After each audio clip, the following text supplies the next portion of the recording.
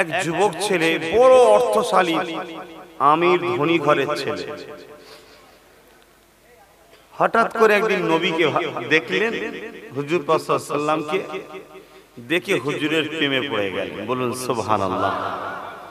আমার রাসূলের কথাবার্তা, চাল চলন, উঠা বসা তার বড় ভালো লেগে গেল। সে রাসূলুল্লাহর প্রেমে পড়ে গেলেন। আল্লাহ নবী তৎকালীন সময় কাফের জালিমদের অত্যাচারে আল্লাহর হুকুমে মক্কা ছেড়ে হিজরত করে ইয়াসরিব মদিনায় গিয়েছিলেন। বহুত দিন পরে এই যে নবীকে দেখতে পাইনি বলে অনেক কষ্ট করে সে একদিন মক্কা ছেড়ে মদিনায় গেল। একদিন এমন সময় পৌঁছেছে যে সময় নবী পাক সাল্লাল্লাহু আলাইহি ওয়াসাল্লাম হজ করছিলেন সাহাবাদের নিয়ে। আল্লাহ নবী হঠাৎ করে কাঁদছেন। সাহাবা হুজুররা অবাক হয়ে গেলেন, হুজুর আপনি কাঁদছেন কেন? আল্লাহ নবী বলেন, ওই যে বাবা যুবকটা আসছে ওকে দেখো। সাহাবারা ঘুরে দেখছে একজন খালি পায়ে, পরনা জামা কাপড় ধুলো ময়লা হয়ে আছে, চুলগুলো উস্কো খুস্কো একটা মানুষ আসছে, যাকে দেখে মনে হচ্ছে খ্যাপা মাই বা পাগল মানুষ। সাহাবারা বলছেন, হুজুর ওকে দেখে কাঁদছেন? আল্লাহ নবী বললেন, বাবা ওর ইতিহাস জানো? ও এমন একটা ঘরের ছেলে, সোনার চামচে ছোটবেলা থেকে ওকে ওর বাপ মা খাইয়েছে, এত ধনী লোক।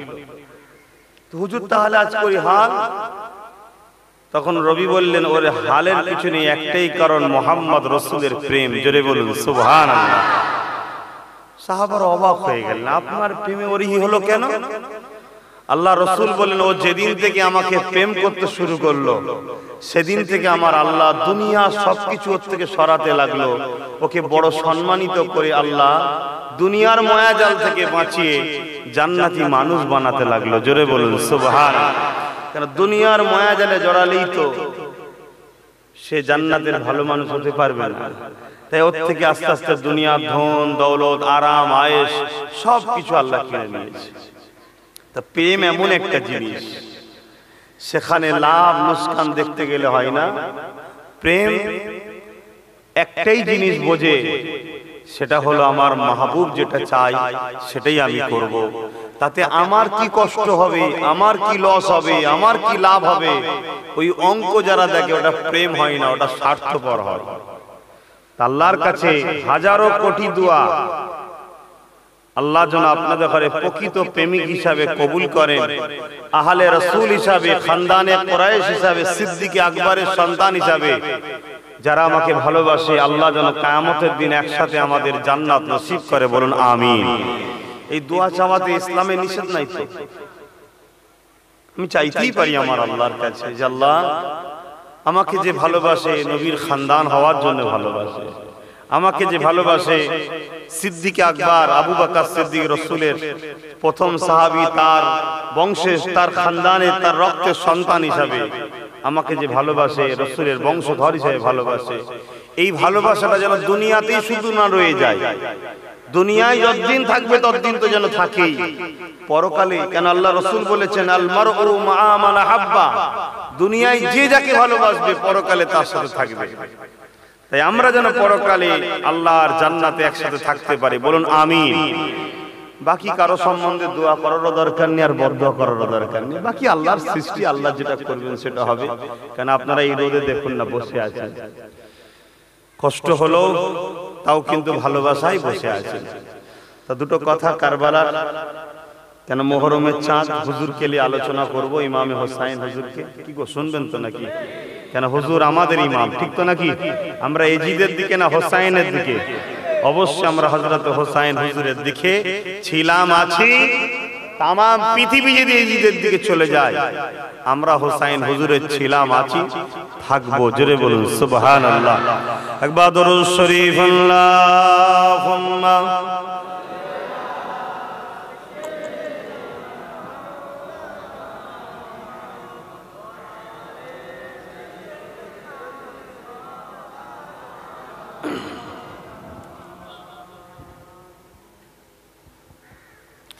أعوذ بالله من الشيطان الرجيم.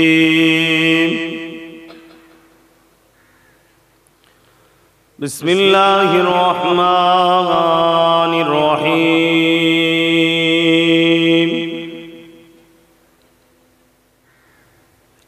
नहमदुहु व नुसल्ली अला रसूलिहिल करीम अम्मा बाद फया अय्युहल हादिरून रहिमकुमुल्लाह क़ाल अल्लाहु तआला फ़ी कलामिल मजीद अल फुरक़ानिल हमीद इन्नल्लाहा व मलाइकतहु यस्सल्लूना अलन नबिय्य या अय्युहल्लज़ीना आमनू सल्लु अलैहि वसल्लिमू तस्लीमा अल्लाहुम्मा सल्ली अला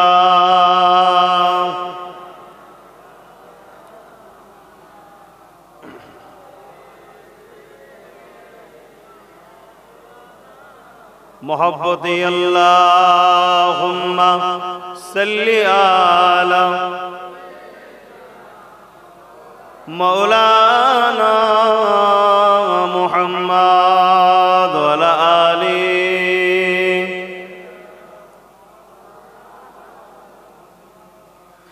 पैगंबरों का रोज़ा दिखा दे खुदाया दरे मोदद से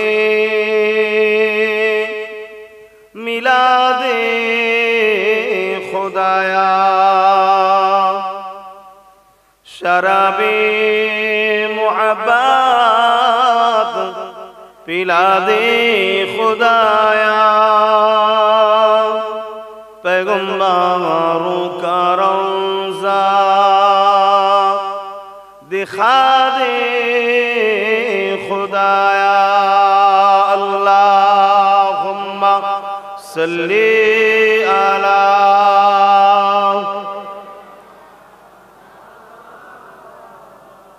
व अला आलिहि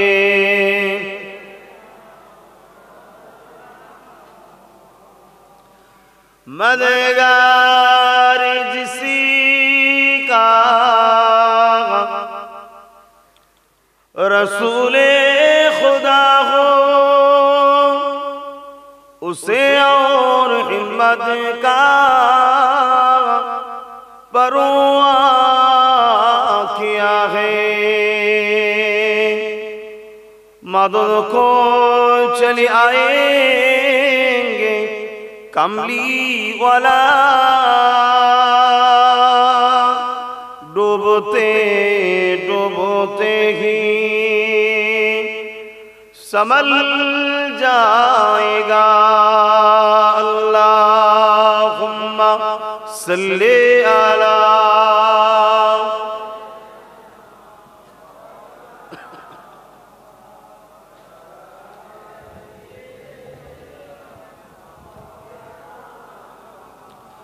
कलमे ला इलाहा इल्लल्लाह ला इलाहा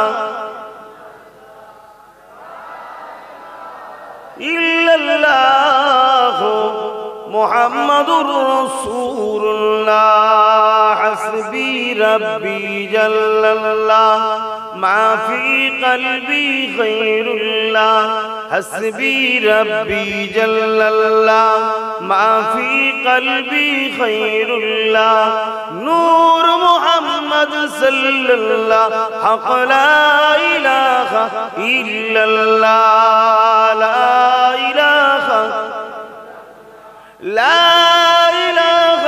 इल्लल्लाह मुहम्मदुर रसूलुल्लाह अल्लाहुम्मा सल्ली अला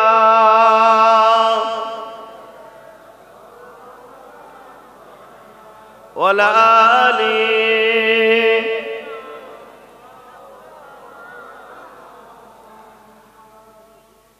থাক থাক এখানেই থাক ঠিক আছে মনে রাখবেন, নিজেদের ক্ষতি নিজেরা করবেন না। জলসা কমিটি থাক না, এক্ষুনি ছাওয়া পড়ে যাবে। আমার ভাইগুলোরও তো কষ্ট হচ্ছে, তারা ভালোবেসে বসে আছে। যে হোসাইনের প্রেমে, আমিও সেই হোসাইনের প্রেমেই বসবো। আমরা সবাই ইমামে হোসাইন হুজুরের গোলাম, ঠিক তো নাকি? নিজেকে মানতে পারবেন? কেন একটাও ইমামে হোসাইনের গোলাম কিন্তু জাহান্নামে যাবে না, প্রত্যেকটা ইমামে হোসাইনের গোলাম জান্নাতে যাবে। জোরে বলুন সুবহানাল্লাহ। কেন জান্নাতি যুবকদের সরদার হবে ইমামে হাসান, ইমামে হোসাইন হুজুর। অতএব তিনার গোলাম হওয়াটাও তো অনেক বড় নসিবের ব্যাপার। আমরা তো দাবি করি, কিন্তু হুজুর আমাদের ঘরে গোলাম বলে মেনে নিচ্ছে কি সেটাও জানতে হবে। তা আসুন, আমি একটাই কথা বলবো, যেটা ঘোষণা দিল যে আপনারা কেউ এই ধর্মীয় মাহফিলে এগুলো করবেন না, ভিডিও টিডিও করবেন না। কেন বুঝতেই পারছেন, দুনিয়ার সমস্ত ফতোয়া মুসলমানদের বিরুদ্ধে, বুঝতে পারছেন না? আজকে সমাজে, আমার দেশে যখন এই করোনা যখন প্রথম এসেছিল, নানা রকম ভাবে মানুষজন যখন রাস্তা দিয়ে ঘরে এসেছিল, হঠাৎ করে লকডাউন হয়ে গেল, হাজার হাজার লোক খেতে পেয়ে না মারা গেল, সেগুলোকে মিডিয়া দেখায় না। কোথা থেকে নাকি প্লেন থেকে পড়ছে সেগুলো দেখাচ্ছে। কেন? ফতোয়া যত মুসলমানদের উপর। তাই নিজেদের ক্ষতি নিজেরা করবেন না। একবার জন মানা করেছেন কি না কি করতে যাচ্ছেন কেন? কেউ একজন করছিল, তাই কথাটা বলে দিলাম, করবেন না, এতে আপনাদেরই ক্ষতি হবে। পরন কালেমা লা ইলাহা ইল্লাল্লাহ, লা ইলাহা, লা ইলাহা ইল্লাল্লাহ মুহাম্মাদুর রাসূলুল্লাহ, লা ইলাহা ইল্লাল্লাহ, লা ইলাহা, লা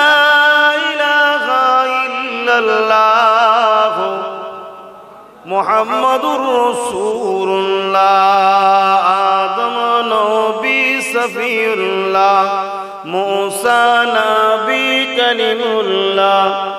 আদম নবী সফিউল্লাহ, মূসা নবী কালিমুল্লাহ।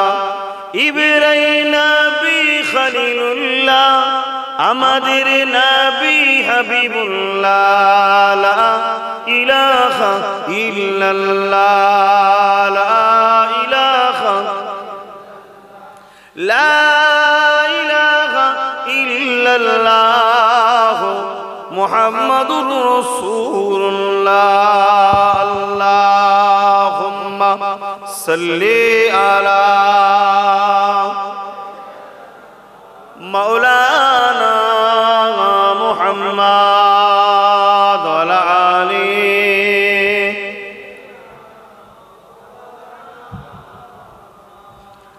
وقال الله تعالى في كلام المزيد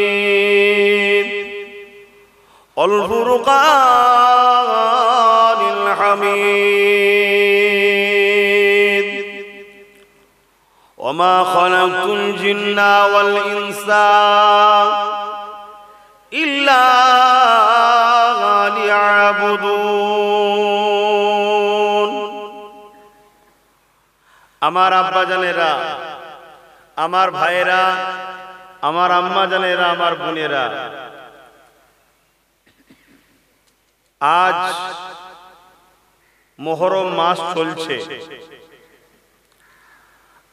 আরবি ক্যালেন্ডারে ইসলামিক মাসে প্রথম মাস হচ্ছে মুহররম মাস।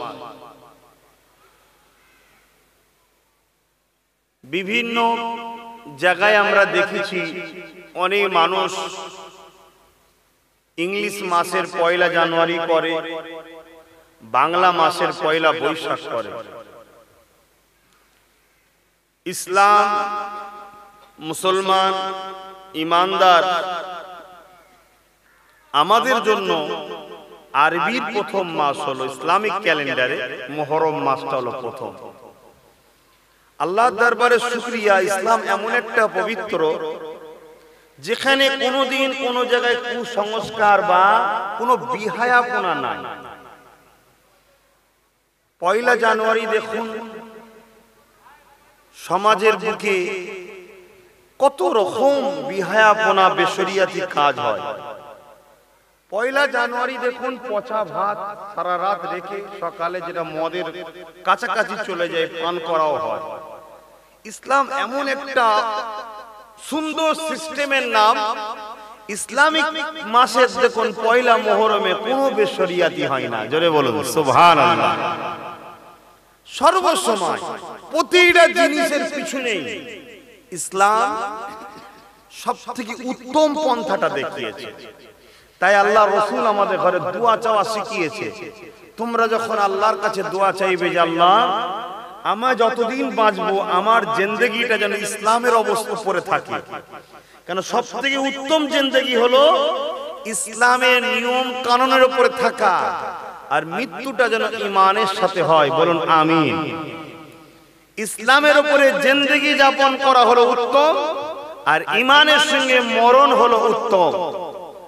তাই ইসলাম সর্বকিছু শ্রেষ্ঠ জিনিসগুলো আমাদের কাছে দিয়েছে। ইসলাম একটা জীবন ব্যবস্থার নাম, যেখানে টোটাল একটা মানুষ তার লাইফ স্টাইলটা কেমন হবে সেই বিষয়টা হলো ইসলাম, যেটা আরবি কথা সালাম থেকে এসেছে, যার মানে হলো শান্তি। এই ইসলামের উপরে আদম আলাইহিস সালাম ছিলেন, মা হাওয়া ছিলেন।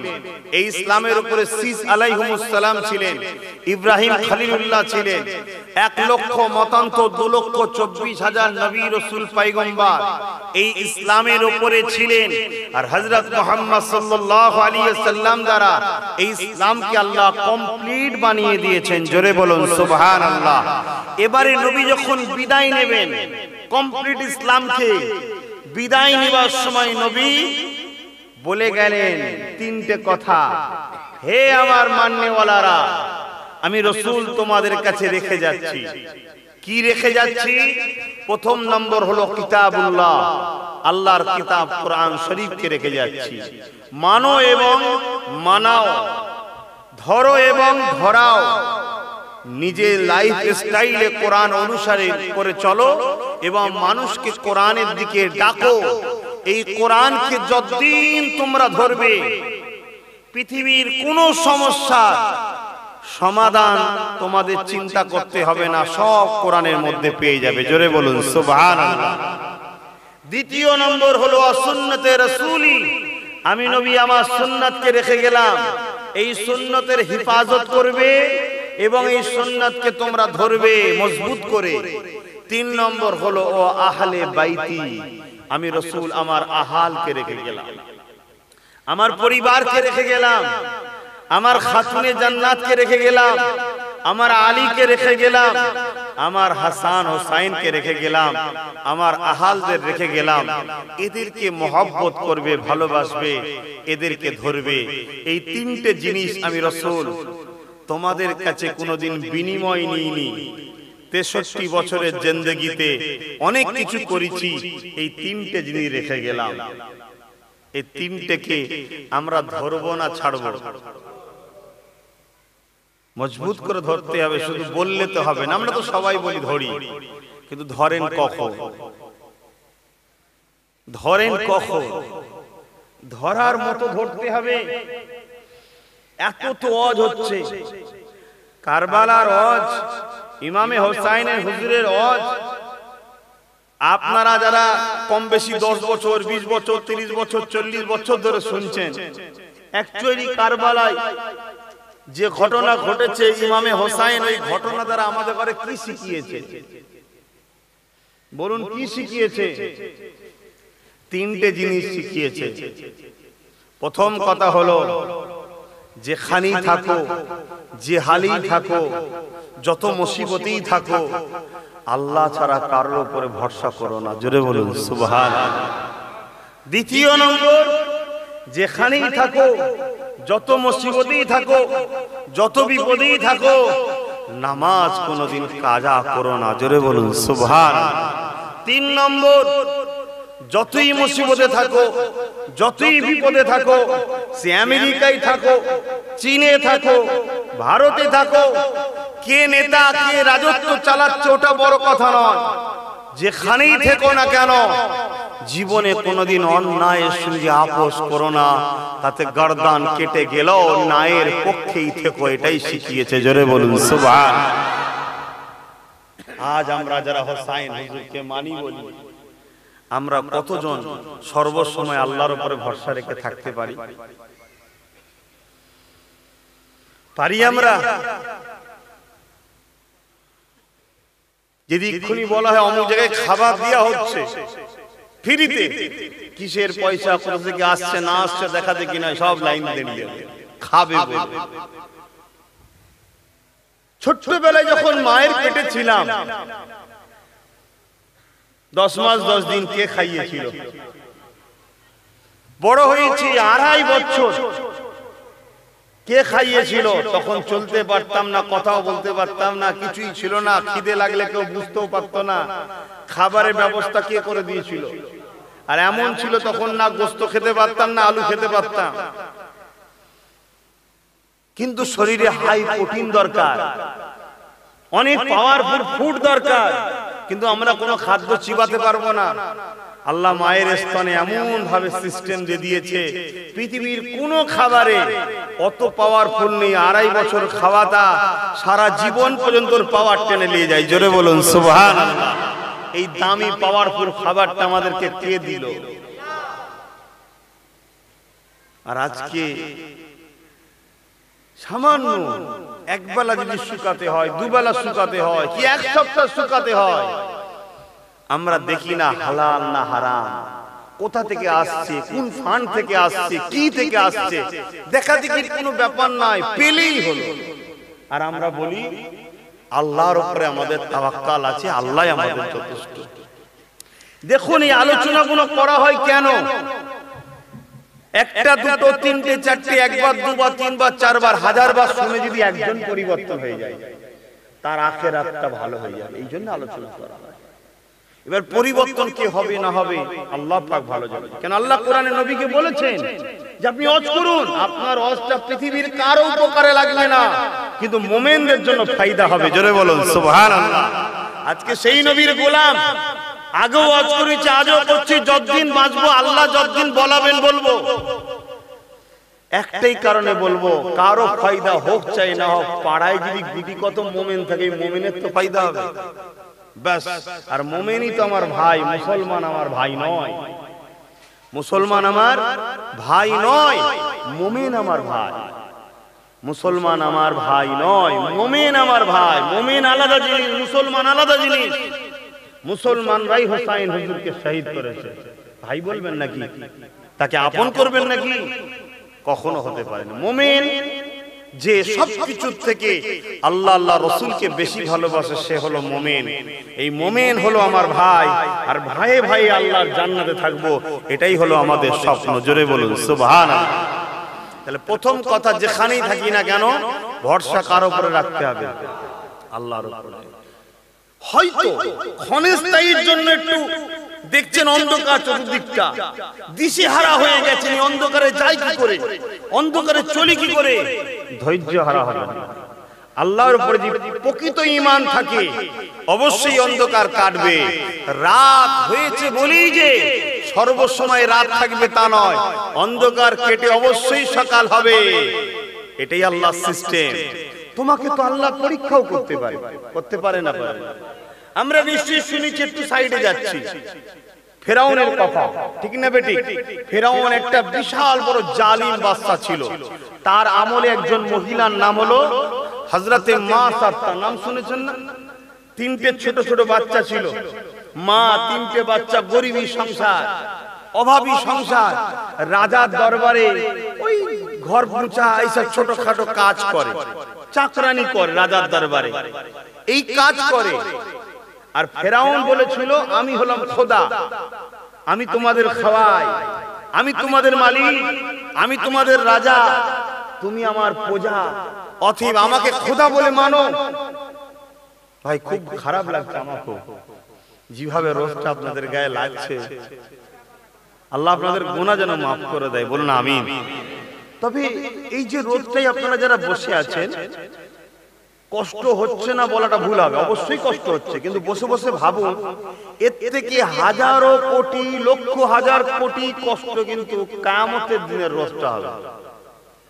অতএব এই রোদে বসে যদি কিয়ামতের দিন বলতে পারি খোদা ইমামে হোসাইনের আলোচনা হবে বলেছিল, মুখের দিকে চেয়ে রোদের কথা ভুলে গিয়েছিলাম, আজকে হোসাইনের পিছনে আরশে আজিমে দাঁড়াতে চাই, এই আশা আল্লাহ চাইলে কবুল হতে পারে, জোরে বলুন সুবহানাল্লাহ।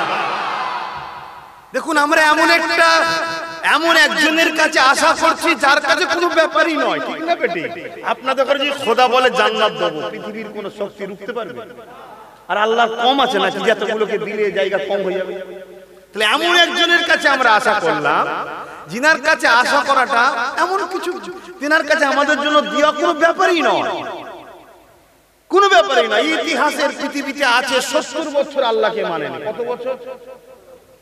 তাকে খাইয়েছে, পড়িয়েছে, বড় করেছে, তাকে সুস্থ রেখেছে, তাকে অক্সিজেন দিয়েছে, চোখ দিয়েছে, কান দিয়েছে, 70 বছর বয়স হয়ে গেছে, কোনদিন আল্লাহকে ডাকেনি, আল্লাহকে মানেনি। উপরন্তু আল্লাহর বিরুদ্ধে একটা দেবতাকে মানতেন, শান্ত নাম ছিল সে দেবতা, তাকে মানতেন।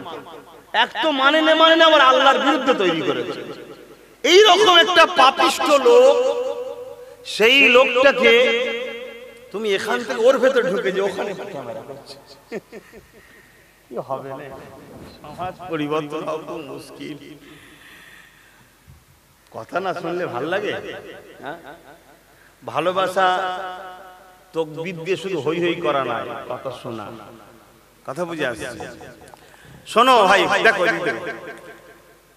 তো যে মানুষটা 70 বছর ধরে আল্লাহকে ভালো কোনদিন বাসেনি, ডাকেনি কোনদিন, উপরন্তু আল্লাহর বিরুদ্ধে একটা শিরকি করছে, একটা উপাসনা করছে একজনের, সাম তার নাম। একদিন সে ভাই মন দিয়ে শোনো, তোমাদের কাজে লাগে, নিরাশ হবে কেন? লা তাকনাতু মির রাহমাতিল্লাহ, আল্লাহর রহমত থেকে নিরাশ হয়ো না, আল্লাহ অনেক দয়ালু। হাজ্জাজ বিন ইউসুফ বলে একটা জালিম রাজা ছিল, খুব জ্বালিয়েছে লোককে। যখন সে মরে যাচ্ছে, তার সামনে দাঁড়িয়ে একজন বলছে, হাজ্জাজ, তোকে কেউ হাজ্জাজ বলে ডাকার এই পৃথিবীতে ক্ষমতা ছিল না, তার ধর থেকে কল্লা উড়িয়ে যেত। আজ তোকে আমি বলছি, তুই কেমন বুঝছিস বল? সে তার দিকে চেয়ে আছে, বলতে পারছে না, গর্দানটা উড়িয়ে দাও। কথা বুঝে আসছে না? ইতিহাস বলছি, ইতিহাস বলছি। অতএব এই যে কষ্ট করে বসে আছে, তো শোনো, তো ওই সময়তে একদিন ভুল করে সে আল্লাহকে ডেকে ফেলেছে। সামদের জায়গায় সামাদ, আল্লাহ পাকের নাম আছে না, সামাদ, সামাদ। সঙ্গে সঙ্গে আল্লাহ সাড়া দিয়েছে, জোরে বলুন সুবহানাল্লাহ। ফেরেশতারা বলছে, আল্লাহ 70 বছর পর এবার যাবার সময় হয়ে গেছে, সারা জীবন আপনার বিরোধী, আপনার জমিনে ছিল, আপনার আসমানের তলায় ছিল, আপনার অক্সিজেন নিয়েছে, আপনার কি বলে ফল মূল খাইয়েছে, আপনার যে জেসেমকে ভোগ করেছে, তারপরে আজকে মরে যাবার সময় হয়েছে, এখন আপনাকে ডেকে ফেলেছে, তাও বেখিয়ালে, ভুল করে, ইচ্ছা করে না, আপনি সারা দিলেন। আল্লাহ বলল, বান্দা তো আমার, আমি তাদেরকে ভালোবাসি, জোরে বলুন সুবহানাল্লাহ। আমি তুমি যতই গুনাহ করে ফেলি, তাকে তো কখনো অস্বীকার করিনি। হতে পারে আমার তোমার গুনাহটা তিনি মাফ করাতে চায়, তাই দুনিয়ায় হয়তো কিছু শাস্তি দেয়, কিছু কঠিন পরীক্ষায় ফেলে, বা আমার কতটা প্রেম আল্লাহর উপরে, এই প্রেমটাকে দেখার জন্য হয়তো কিছু জিনিস হাত থেকে কেড়ে নিল, হয়তো কিছু জিনিস চাইলাম দিল না, মন খারাপ হলে হবে না, ধৈর্য ধরতে হবে। হযরত ইমাম সাত্তার কথা বলছিলাম, ইতিহাস আজও সাক্ষী আছে, ফেরাউন যখন নিজেকে খোদা দাবি করেছিল, ফেরাউনকে খোদা বলে যে না মানত, তার উপরে এত জুলুম অত্যাচার হতো, ওগুলো বলতে গেলে ইমাম হোসেন হুজুরের কথা হবে না। আমি যে বিষয়টা শুধু বলতে যাইছি, সবর করো, ধৈর্য ধরো, কঠিন মুসিবতে পড়লে নিরাশ হয়ে যেও না, ধৈর্য হারা হয়ে যেও না, কেন আল্লাহ যাকে ভালোবাসে তাকে ধন দৌলত দিয়ে পরীক্ষা করে। গরিব কোনো পরীক্ষা করে, সন্তান দিয়ে পরীক্ষা করে, সন্তান কিনে নিয়ে পরীক্ষা করে, জালিমের অত্যাচারের শিকার গুরু পরীক্ষা করে, বান্দা আমার উপরে কত না ভরসা রাখতে পারে।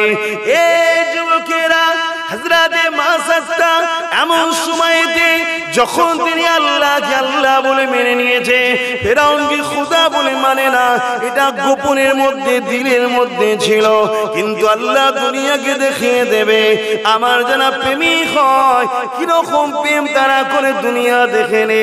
এই মাসাত্তার অন্তরের কথাটা দুনিয়ার বুকে প্রকাশ হয়ে গেল। বাদশা ফেরাউনের কাছে খবর হয়ে গেল, তোমার ঘরে যে চাকরানি রয়েছে সে তোমাকে খোদা বলে মানে না। তাই তুই খবরটা বাদশা পেয়ে যাওয়ার পরে মাসাত্তাকে জিজ্ঞাসা করলো, এ মাসাত্তা, শুনলাম নাকি তুমি আমাকে খোদা বলে মানো না। মাসাত্তা চিন্তা করতে লেগেছে যে ফেরাউনকে খোদা বলে মানে না, ফেরাউন তাকে জানে মেরে দেয়, আর যদি আমি ফেরাউনের কাছে মিথ্যা কথা বলি আমার আল্লাহ নারাজ হয়ে যাবে। মাসাত্তা ঠিক করে নিলেন আমার জীবনটা আগে না আল্লাহর খুশিটা আগে। মাসাত্তা ঠিক করে নিয়ে বলে দিল, ফেরাউন রে, তুমি যা শুনেছ ঠিকই শুনেছ, আমি সেই আল্লাহকে মানি, লিল্লাহি মা ফিস সামাওয়াতি ওয়া মা ফিল আরদ, যিনি জমিন আসমানের একমাত্র মালিক আল্লাহকে মানি। চিন্তা করুন, মিথ্যা বললে আল্লাহ অখুশি হবে, আর মিথ্যা না বললে জান চলে যাবে। কেন? ফেরাউন মেরে দেবে। এত জুলুম করতো ফেরাউন, তার বিরুদ্ধে বলার কারো কথা ছিল না, সে যা বলবে তাই, তার বিরুদ্ধে যে হবে তাকে মেরে দেবে, যার বিরুদ্ধে যেই হবে তাকে জেলে ভরে দেবে, তার উপরে কেস, অত্যাচার, জুলুম, তাকে মারধর করবে। এরকম জুলুম ইতিহাস ফেরাউনের রয়েছে। আজও লোক ফেরাউনকে ডাকে, কিন্তু শয়তান বলে ডাকে, জালিম বলে ডাকে, খুনি বলে ডাকে। আর আজ ফেরাউনের রুহে আযাব হচ্ছে, মানেন না? মানেন না? জোরে বলুন, কঠিন আযাব হচ্ছে। কিন্তু মাসাত্তা চিন্তা করলো, আমার কাছে জান আগে না আল্লাহর খুশি আগে? আপনাদের কাছে কোনটা আগে? মুখের ওটা কথা, অন্তরে কি আছে বলুন? আমি হয়তো অন্তরের খবর জানি না, কিন্তু আল্লাহ জানে না, জানে না? আপনি মুখে বলে দিলেন আল্লাহর খুশি আগে, আর অন্তরে নিজের জান আগে। জান্নাত জাহান্নাম ফায়সালা তারা আমি করব না, করবে কে? লাভ হবে ভেবে দেখতে হবে। প্রত্যেকটা কদম ফেলার আগে দেখতে হবে এই কদমে আল্লাহ রাজি না অখুশি, ভাবতে হবে। হযরতে মাসাত্তার এই কথাটা শোনা পরে ফেরাউন গিলান হয়ে যান। এ মাসাত্তা, তোমার এত বড় সাহস, আমার সামনে দাঁড়িয়ে তুমি মুখে উপরে মুখে কথা বলে দিলে।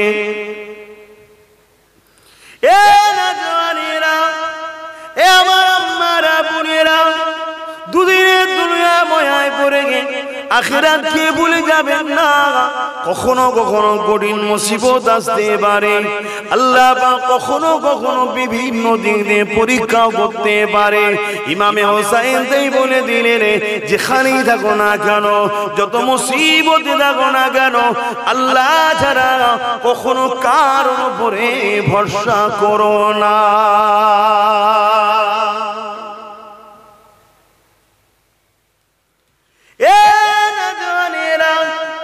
হযরতে মাসাত্তাকে ফেরাউন বলে দিল, এ মাসাত্তা, সময় আছে, তুমি যা বলেছো সে কথাকে ফিরিয়ে নাও, আমাকে খোদা বলে মেনে নাও, নাই তোমার উপরে অনেক জুলুম অত্যাচার হবে।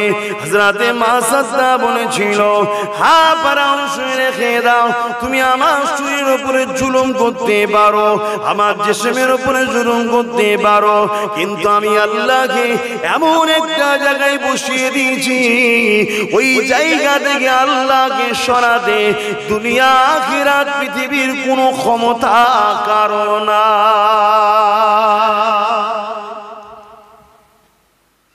এ নওজওয়ানেরা, এ নবী পাকের প্রেমিকেরা, দুনিয়া একেবারে শেষের দিকে আল্লাহ নবীর ভবিষ্যৎবাণী অনুযায়ী কিয়ামত কিন্তু চালু হয়ে গেছে। কিয়ামত তো একদিনই শেষ হবে না, শুরু হয়ে গেছে কিয়ামত। নবী বলেছিলেন আমার উম্মতিদিগকে 1400 হিজরি যেন দেখতে না হয়। 1400 হিজরি শেষ হতে চলেছে, 1500 হিজরিতে শুরু হতে চলেছে। এই রকম কঠিন সময়েতে আল্লাহ নবী জানিয়ে দিলেন হাতের তালুতে আগুন রাখা সহজ হবে, ঈমান বাঁচানোটা বড় কষ্ট হবে। নবী আমার আরো জানিয়ে দিলেন মক্কা মদিনা শরীফ ছাড়া পৃথিবীর বুকে ঈমানদার খুঁজে পাওয়া যাবে না। বড় চিন্তায় পড়ে গেলাম হাদিসটা পড়ে। আল্লাহ পাক আমার ভারতের জমিনে 17 থেকে 18 কোটি মুসলমান রয়েছে, উপা বাংলাদেশে 13 থেকে 12 কোটি মুসলমান রয়েছে।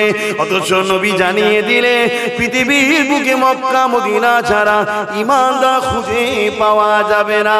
তাহলে 17, 12, 13 কোটি মুসলমান থেকে যাবে, ঈমানদার কজন হবে এটাই বোঝার ব্যাপার রয়েছে। বুঝছেন তো? আজ খারাপ লাগছে। দেখুন কিছু করার নেই বাপ, আমাকেও তো বাঁচতে হবে নাকি? কোথায়? দুনিয়া থেকে না, জাহান্নাম থেকে। তো বাঁচতে গেলে কি করতে হবে? আল্লাহকে খুশি করতে হবে, তাই তো নাকি? আর হক কথা না বললে তো আল্লাহ খুশি হবে না। তাহলে মুসলমান এত, ঈমানদার কটা? আর যদি ওবার শুনেছিলাম ওই কি বলে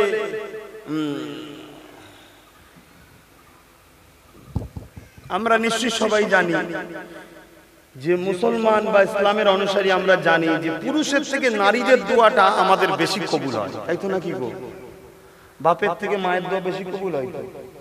একটু কথা বলবেন, পুরুষের থেকে নারীর দোয়া বেশি কবুল হয়। আম্মারা একটু বিশেষ করে শোনেন, শুনছে তো নাকি? মায়েরা বোনেরা শুনছে তো? আল্লাহ বাদ হয়ে গেছে। এই যে দোয়া কবুল হয়, নারীদের দোয়াটা বেশি কবুল হয়। কেন কবুল হয়? পুরুষরা বাইরে থাকে, বিভিন্ন জায়গায় উঠা বসা করে, বিভিন্ন জায়গায় খাওয়া দাওয়া করে, বিভিন্ন লোকের খাবার খায়, ঠিক তো নাকি গো? আর মহিলারা বাড়ি থাকে, আমরা যা ইনকাম করে দিই সেই পয়সা খরচ করে। যদি আমরা ভুল টাকাও ইনকাম করে দিই আমরা ধরা পড়বো, নারীরা ধরা পড়বে না। এই জন্য তাদের দোয়া কবুল হয়। কিন্তু দুঃখের বিষয় আজ বড় প্ল্যান চলছে দুনিয়াতে।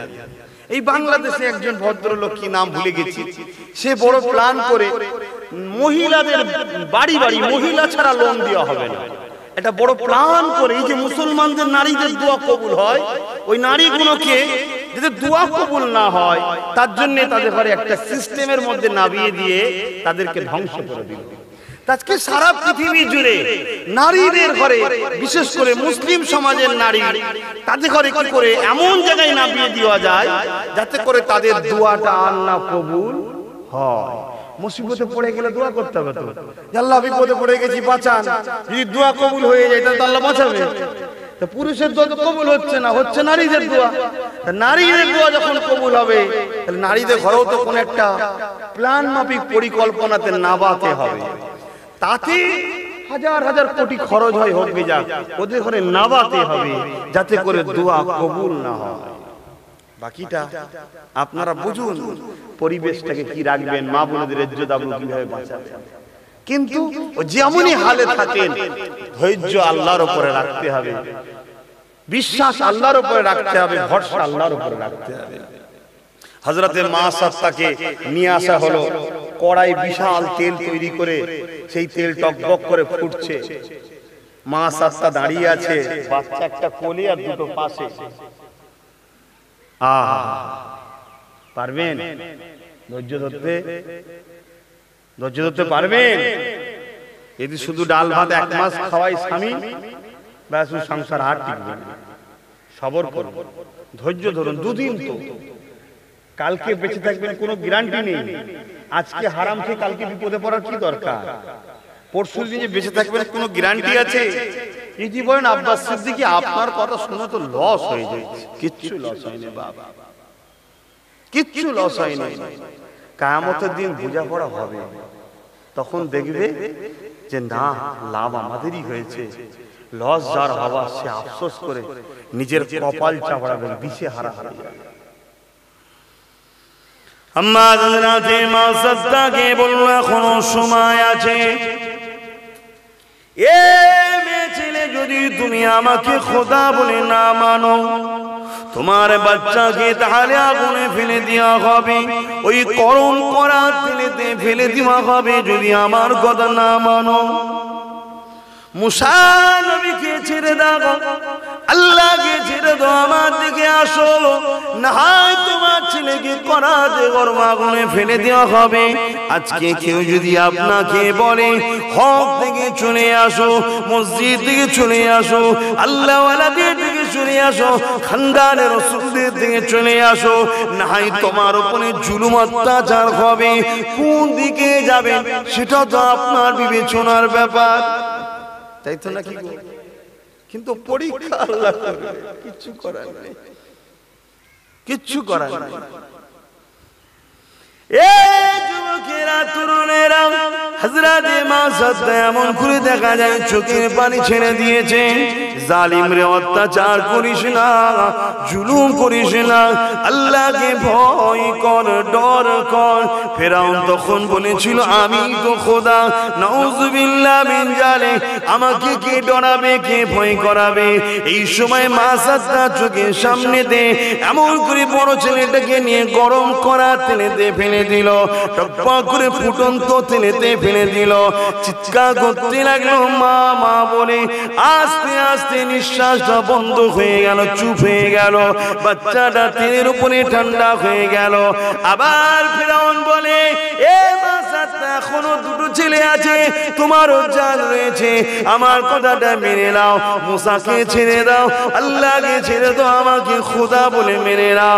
হযরতে মা সাদ্দা বলেছিলেন, ছেলে তো আল্লাহ দিয়েছিলেন, আল্লাহ পাক ডেকে নিয়েছে, তথাপি আমি কখনো ঈমান দেব না।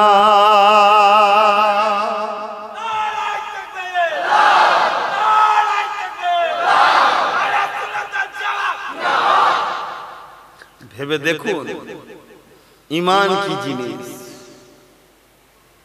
ঈমান কি জিনিস। রাসূল বললেন মক্কা মদিনা ছাড়া ঈমানদার খুঁজে পাওয়া যাবে না। যদি মনে করেন সময় দেরি আছে, ইতিহাস বলছে সময় দেরি নেই, রাসূলের ভবিষ্যৎবাণী অনুযায়ী সময় দেরি না। আব্বাস সিদ্দিকী যদি বেঁচে থাকে হয়তো ইমাম মেহদী আলাইহিস সালামের সঙ্গে দেখা হতে পারে, আল্লাহ কবুল করুন, বলুন আমিন। হুজুরের যেন গোলাম হতে পারে, হুজুরের জুতো পরে যেন ঘুরতে পারি, বলুন আমিন। তবে আপনাদের বাচ্চা গুণের হয়তো দেখা হতে পারে। এই যুবকরা, তোমাদেরও ইনশাআল্লাহ হতে পারে। তার মানে কত কাছে, বুঝতে পারছো? হতে পারে। যেটা রাসূলের ভবিষ্যৎবাণী অনুযায়ী নমুনা 70টা রাসূল ভবিষ্যৎবাণী করেছে, তার মধ্যে 65 প্লাস ঘটে গেছে। কোথায় আর দুনিয়া? তাহলে সারা পৃথিবীতে 200 কোটি মুসলমান কম বেশি ইমানদার কথা,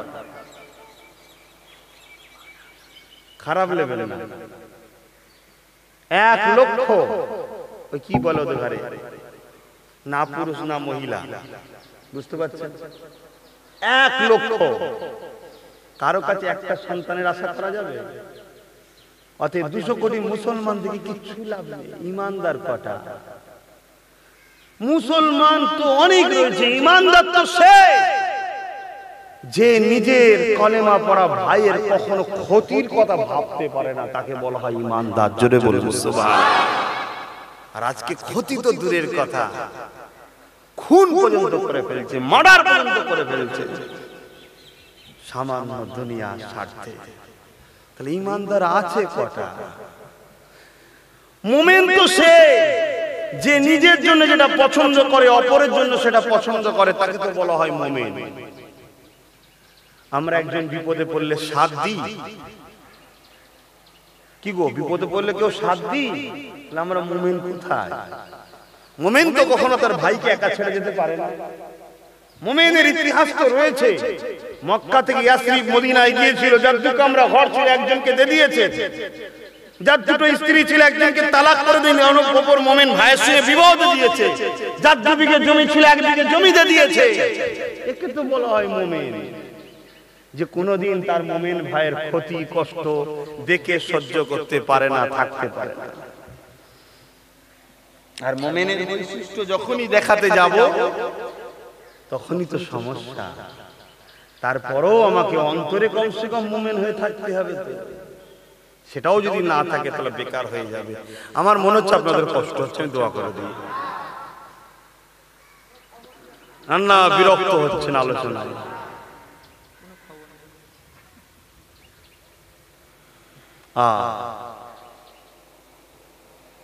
মক্কা শরীফে ইমাম মেহদী আলাইহিস সালামের হাতে হাত দেবে 313 জন সর্বপ্রথম। 313। আর কি ইমানদার ছিল না মক্কা শরীফে? যখন তওয়াফ হবে তখন হাত দিয়ে বায়াত হবে, ইমানদার থাকবে না? আর কি মুসলমান থাকবে না? কিন্তু বায়াত হবে কজন মাত্র? 313 জন। কথা কিছু মাথায় ঢুকছে? ব্যাপারটা ঠিক না? আমি যা আল্লাহ পাক যতটুকু জানিয়েছে, আলেম ওলামারাও জানে, যারা আলেম আছে, সব কথা না আম সমাজে বলা যায় না। আমি একটু বেশি ভালোবেসে ফেলেছিলাম, বা হয়তো এটা ভুলই ছিল কি জানি না, অনেক কথা আম সমাজে বলে ফেলেছিলাম। এত কিছু ঘটতে চলেছে, বা যেগুলো আমরা জানি ভবিষ্যৎবাণী নবীর, যদি আপনাদের শোনায় আপনারা ভয়ে ঘর ঢুকে যাবেন, আর বেরোতে পারবেন না। আর এই মুসিবতগুলো থেকে আপনারা উদ্ধারও হতে পারবেন। কিচ্ছু করার নেই, কিচ্ছু করার নেই। মুসিবত থেকে আপনারা উদ্ধারও হতে পারবেন না, হাজারো চেষ্টা করলে পারবেন না। কেন? এই পর্যন্ত হয়ে গেছে, উপায় আর কিছু নেই। এখন একটাই রাস্তা আছে, ঘন ঘন তওবা করো, আর সব থেকে বেশি রাসূলকে, আহলে রাসূলকে ভালোবাসো। ঈমানদারের উপরে আল্লাহ পাকের সাহায্য আশাটা অবশ্যই সম্ভব। জোরে বলুন সুবহানাল্লাহ। তাই আমি একটু সাইড দিয়ে বলছি, ইশারায় একটু টাচ দিচ্ছি, যে মাত্র 313 জন হুজুরের হাতে বায়াত হবে। একটা মানুষ এটা একটা খবরের মাধ্যমে দেখেছি, এই রিসেন্ট, সে শখ করেছে, আল্লাহ তোমার কাবাটা আমি একা তওয়াফ করব। আল্লাহ তারও কপালে মিলিয়েছে, সে একা তওয়াফ করছে। ঠিক আছে, তার দোয়া আল্লাহ কবুল করেছে, কিন্তু আপনি ভেবে দেখুন কোথায় যাচ্ছে দুনিয়া।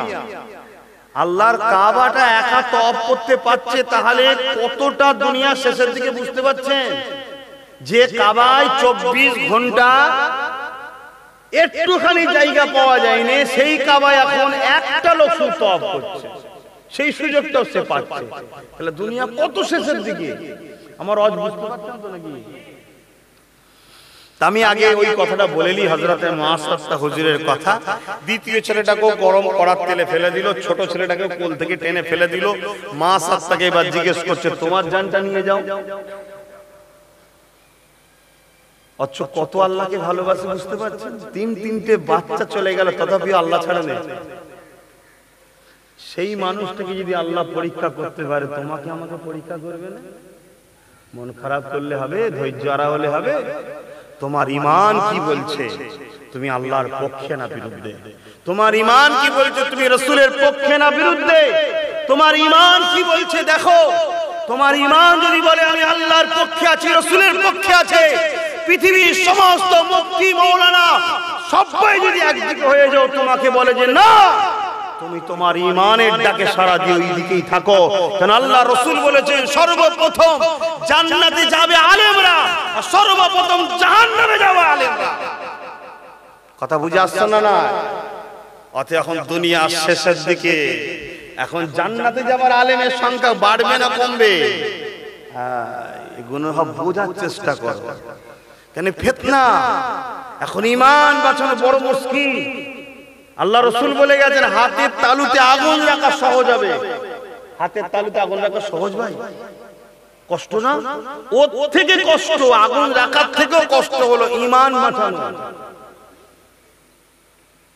ঈমান বাঁচানো কষ্ট। আরে মুসলমানের ছেলে মেয়েরা, তরুণেরা, দুনিয়া দুদিনে ময়ায় পড়ে চিরস্থায়ী আখিরাতের শান্তিকে হারিয়ে ফেলবেন না। এ নওজওয়ানেরা, আল্লাহ পাক যুগে যুগে নবী আলাইহিস সালাম পাঠিয়েছিল। তিনারা ন্যায়ের পক্ষে মানুষকে ডেকেছিল, তাদের বিরোধী একদল লোকেরা করেছিল এবং অনেক নবী আলাইহিস সালাম দিওকে একদল মানুষরা শহীদ পর্যন্ত করে দিয়েছিল। এ যুবকেরা, তরুণেরা, আমার নবী নূর নবী চলে যাওয়ার পরে দুনিয়ার জমিনে নবুয়াতের দরজা বন্ধ হয়ে গেছে, ইমামতের দরজা খুলে গেছে। হযরত নবী ইমামে হুসাইন, হযরত ইমামে হুসাইন হুজুরকে আল্লাহ ইমামতির দরজা দিয়েছে। হুজুর আমার ন্যায়ের পক্ষে দাওয়াত দিয়েছিলেন, হুজুর আমার হকের পক্ষে দাওয়াত দিয়েছিলেন। যেমন নবীদের বিরোধী ছিল, ইমামে হুসাইনের বিরোধী ছিল, তারা ইমামে হুসাইনের বিরোধী শুরু করে দিল। এই যুবকের হকের সংখ্যা কম হলো, কিন্তু নিজেদের ঘরে কমজোর মনে করলে হবে না, কারণ আমি তো নিজের জন্য লড়ি না, আমি একমাত্র লড়ছি আমার আল্লাহ পাকের জন্য। এই আমাদের ইমামে হুসাইন ৭২ জন মানুষকে নিয়ে কুফার দিকে রওনা দিয়েছে, কেননা কুফার মানুষেরা বলেছিল, ও হযরত ইমামে হুসাইন, আমরা এজিদেরকে মানব না, এজিদের নেতৃত্ব মানব না, আমরা আপনার নেতৃত্ব মানতে চাই। ইমামে হুসাইন রওনা দিয়ে দিল। এমন সময় কারবালা নামক স্থানেতে এজিদ বাহিনী ঘিরে ফেললো। এ হযরত হুসাইন, এখানে আপনি দাঁড়িয়ে যান, আগে আপনি যেতে পারবেন না, আপনাকে এজিদের খিলাফত মেনে নিতে হবে। ইমামে হুসাইন বলেছিল, আমার কোনো আপত্তি নাই, কিন্তু এজিদ ফাঁসে, এজিদ বদকার, এজিদ শরাবখোর, এজিদ বেশরিয়াতি কাজ করে, এজিদ আমার নানার ইসলামকে ক্ষতি করে দিচ্ছে। তাই এজিদের হাতে হাত দিয়ে আমার নানার উম্মতের ধ্বংস করতে পারবো না। আমি হুসাইন নিজের গর্দান দিয়া পছন্দ করি, কিন্তু আমি হুসাইন অন্যায়ের কাছে মাথা নত করব না।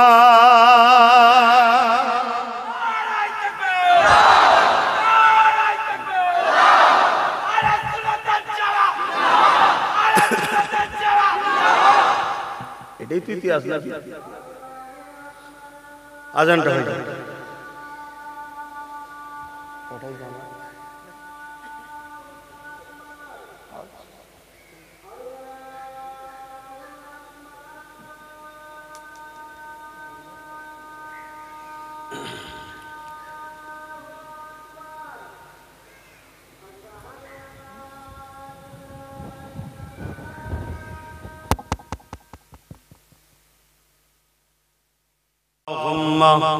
सल्ली आला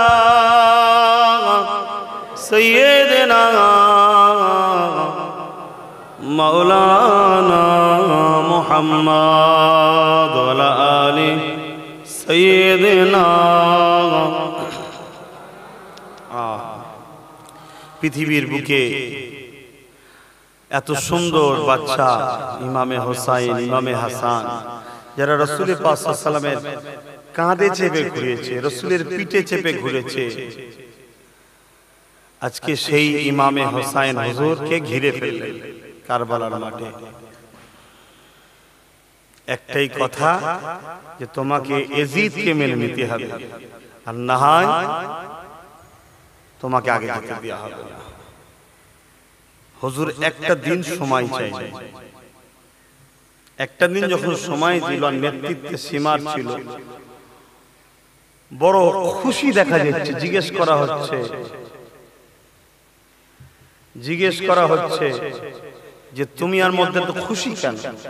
বলছে হোসাইন মনে হয় নত হয়ে গেছে।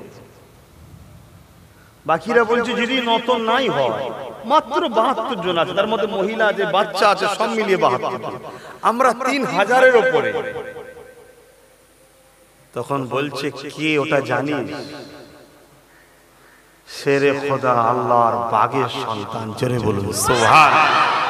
পৃথিবীতে কোন বীর পুরুষ হয়নি যে হোসাইনের মোকাবেলা করতে পারবে। বলুন আল্লাহু আকবার। ইমামে হোসাইন হুজুর তাবু তৈরি করতে বললেন, তাবু তৈরি হলো। এজিদ বাহিনীরও তাবু তৈরি হলো। আজানের সময় হয়েছে, আজান হচ্ছে, ইমামে হোসাইন হুজুরের তাবুত আর এজিদ বাহিনীর তাবুতও দেখি আজান হচ্ছে। দুই আজান সমান নয়, দুই আজান সমান নয়। সেদিনও যেমন মুনাফিকরা ইহুদি জালিমদের চক্রান্তের শিকার হয়ে ইমামে হোসাইনের বিরোধী করে আজান দিয়েছিল, আজও মুমিন মুসলমানদের ঘরে ধোঁকা দেওয়ার জন্য আজও সমাজে মুমিনের পক্ষ আজান হয়, মুনাফিকের পক্ষ আজান হয়। দুই আজান কিন্তু সমান নয়। মানবেন না মানবেন আপনার কথা। আগেও আব্বাস সিদ্দিকী ছিল, আজও আব্বাস সিদ্দিকী আছে। যতদিন আল্লাহ বাঁচিয়ে রাখবে আব্বাস সিদ্দিকী থাকবে ইনশাআল্লাহ। আজও নবীর গোলাম আছি, আগেও ছিলাম, যতদিন বাঁচবো শুধুমাত্র মুহাম্মাদুর রাসূলুল্লাহ সাল্লাল্লাহু আলাইহি সাল্লামের গোলামি করব। এবারে হক নাই সত্তর হয়ে কথা বলতে গিয়ে কখনো কখনো কার সাথে মিশতে হয়, কার সঙ্গে ঝগড়া করতে হয়, সবটাই উদ্দেশ্য থাকবে কিন্তু হক, হকের জন্য, ন্যায়ের জন্য, সত্যর জন্য। সেটা কেউ যদি বুঝতে অসুবিধে হয় তার বুঝে নেওয়া দরকার। আর যদি অবুঝ হয়ে থাকতে চাও হিসাবটা ময়দানে মাশরে বোঝাপড়া হবে, বাস ক্লিয়ার কথা। কিন্তু আমার ইমাম তিনি নামাজ পড়লেন, এজিদ বাহিনী তো নামাজ হচ্ছে, আমার ইমাম রাত্রিরে কোরআন পড়লেন। কেন আজান দিয়েছে ভাই, নামাজ হবে তো আবার এখানে। রাত্রিরে কোরআন তেলাওয়াত করছেন, করে গভীর রাত হয়েছে। হুজুর আমার একটু আরাম, বিছানায় পিঠ দিলেন, ঘুমিয়ে পড়লেন। যখনই ঘুমিয়ে পড়েছেন খবে নানা জানের দিদার হচ্ছে। জোরে বলুন সুবহানাল্লাহ। নানা জান কারবালার যে ময়দান যেখানে ইমামে হোসাইন হুজুর শহীদ হবেন, ওই জায়গাতে কি যেন একটা সংগ্রহ করছে। ইমামে হোসাইন হুজুর জিজ্ঞেস করছেন, নানা আপনি কি করছেন?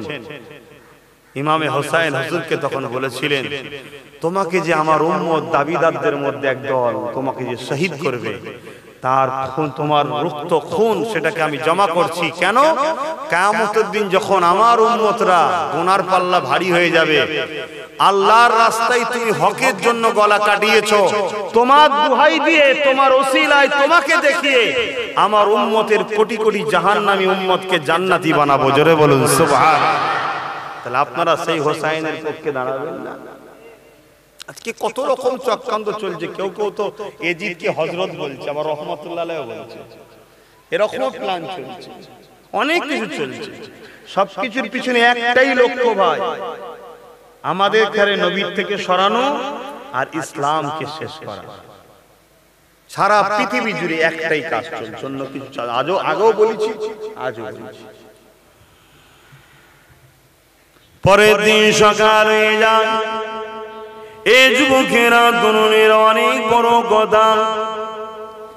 ইমামে হোসাইন হুজুর আমার একটা খুতবা দিতে লাগলেন, বক্তব্য দিতে লাগলেন। ওই বক্তব্যই দাঁড়িয়ে গিয়ে ইমামে হোসাইন বলেছিলেন, এজিদ বাহিনী রে, কে আছো আল্লাহর জমিনে বলো তো দেখি, আজকে দিনে আমার থেকে বেশি দামি। নিজের প্রশংসা নিজে করছে। আমরা যদি আবার বলি নবীর খানদান, অনেকে সমস্যা হয়, নিজের প্রশংসা নিজে করছে। মানুষকে শিখাতে হবে, চিনাতে হবে।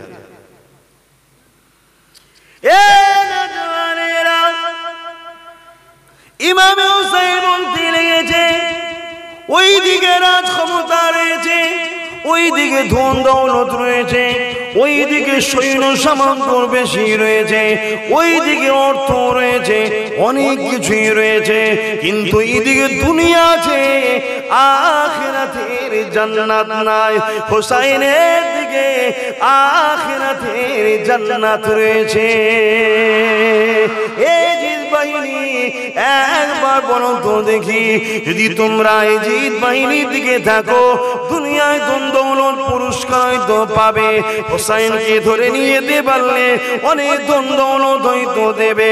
হোসাইনের শের মোবারককে কেটে নিয়ে যেতে পারলে অনেক পুরস্কার হয়তো দুনিয়ায় পাবে। কিন্তু এজিদের দিকে জান্নাত নেই, জাহান্নাম রয়েছে। আর হোসাইনের দিকে জান্নাত রয়েছে। যারা জান্নাত চাও এই দিকে চলে আসো। এ দুনিয়া মানুষেরা এই বক্তব্য শোনার পরে সেদিন মাত্র একজন এসেছিল, হযরত হুর বলে একজন সাহাবী। তিনি এই দিকে আগিয়ে এসেছিল, ওই দিক দেখেও আগিয়ে আসে না। কিন্তু আমার ইমাম দেখেছে। আজ আমি বলবো দুনিয়ার জমিনে দুটো দিক রয়েছে, একটা শয়তানের দিক রয়েছে, মদের দিক রয়েছে, জুয়ার দিক রয়েছে, গাঁজার দিক রয়েছে, সন্ত্রাসীর দিক রয়েছে। আর একটা দিক হলো রহমতের দিক, আল্লাহওয়ালাদের দিক, ন্যায়ের দিক, সত্যের দিক, গরিবদের ভালোবাসার দিক, ইনসাফ ইনসানিয়াতের দিক। হয়তো এই দিকে সংখ্যা কম হতে পারে, জুলুম অত্যাচারটা বেশি হতে পারে, কিন্তু এই দিকে আখিরাতের শান্তি আছে, ওই দিকে জাহান্নাম রয়েছে। কোন দিকে থাকবে এ ফয়সালা সবার নিজের কাছে। ইমামে হুসাইন হুজুর সেদিন বলেছিলেন, সেই ডাকে মাত্র একজন হুজুরের ডাকে সাড়া দিয়েছিলেন, মাত্র একজন, কিন্তু বলতে হবে। সেদিনও বলা হচ্ছে, আজও বলা হচ্ছে। কে কোন দিকে থাকবে সব নিজের ব্যাপার, কিন্তু বলতে হবে। বলাটা হলো ডিউটি, না বললে কে ধরবে? আল্লাহ ধরবে। এবারে আমি যদি আল্লাহকে বেশি ভয় করি, তাহলে জালিমের ভয়ে চুপ থাকলে হবে না, বলতে হবে।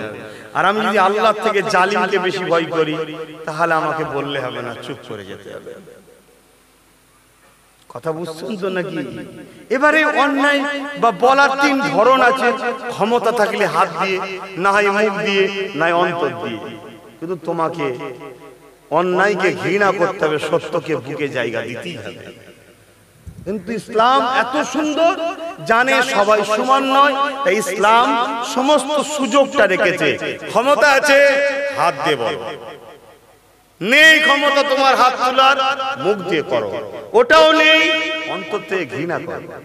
এই তিনটের মধ্যে যদি কোনোটা না পাওয়া যায়, রাসূল বলছে তার মধ্যে ঈমান বলে কিছু নেই।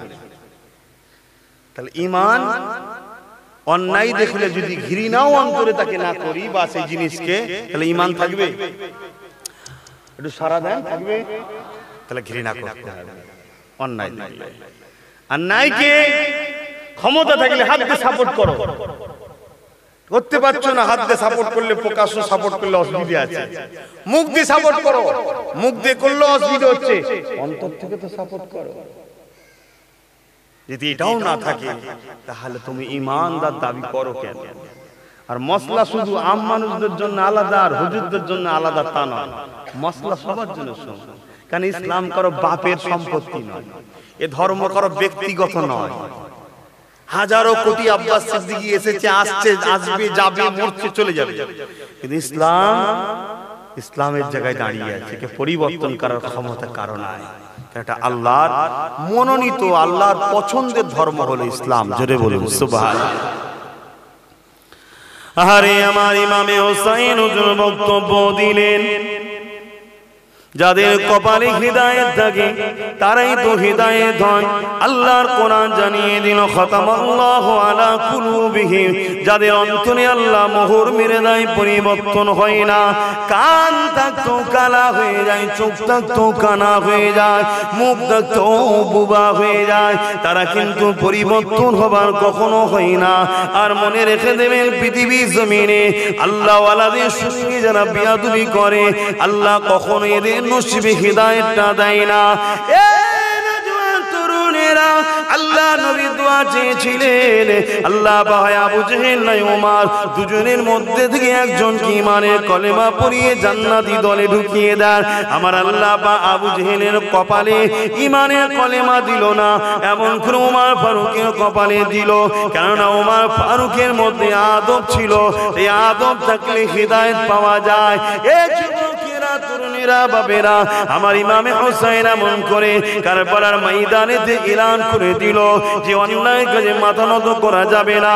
সঙ্গী সাথীদের ঘরে বলতে লাগলো, তোমরা আগিয়ে আগিয়ে যে যার মতো চলে যেতে পারো, আমি ইমামে হুসাইনকে একা ছেড়ে দাও, কেন এই জিদ আমার রক্তের পিপাসিত রয়েছে, তোমাদের নয়, তোমরা চলে যেতে পারো। কিন্তু তিনারা বলেছিল, ও হযরত ইমামে হুসাইন, আমরা কি মুসা নবীর উম্মতের মতো, যে মুসা নবীর উম্মতেরা মুসা নবীকে বলেছিল তুমি আর তোমার আল্লাহ পাক লড়াই করো, আমাদের ঘরে ছেড়ে দাও। না, আমরা সেটা করব না, যদি বাঁচতে হয় আপনার সঙ্গে বাঁচবো, আর যদি শাহাদত বরণ করতে হয় আপনার সাথে মরণ শাহাদত নেব। ঈমান তো এটাই, আপনাকে ছেড়ে দেবো না। সংখ্যা কম, ওদিকে 3000, আর বাচ্চারা তো লড়াই করতেও পারবে না। তো যদি শহীদ হতে হয় আপনার সাথেই হব, আর যদি বাঁচতে আপনার সাথে বাঁচবো, ছেড়ে যাব না। হুজুর তো চলে গেছে, ইমামে হোসেন হুজুর তো চলে গেছে, শহীদ হয়ে চলে গেছে। তেনার খানদান আছে না? কথা বলছো না কেন?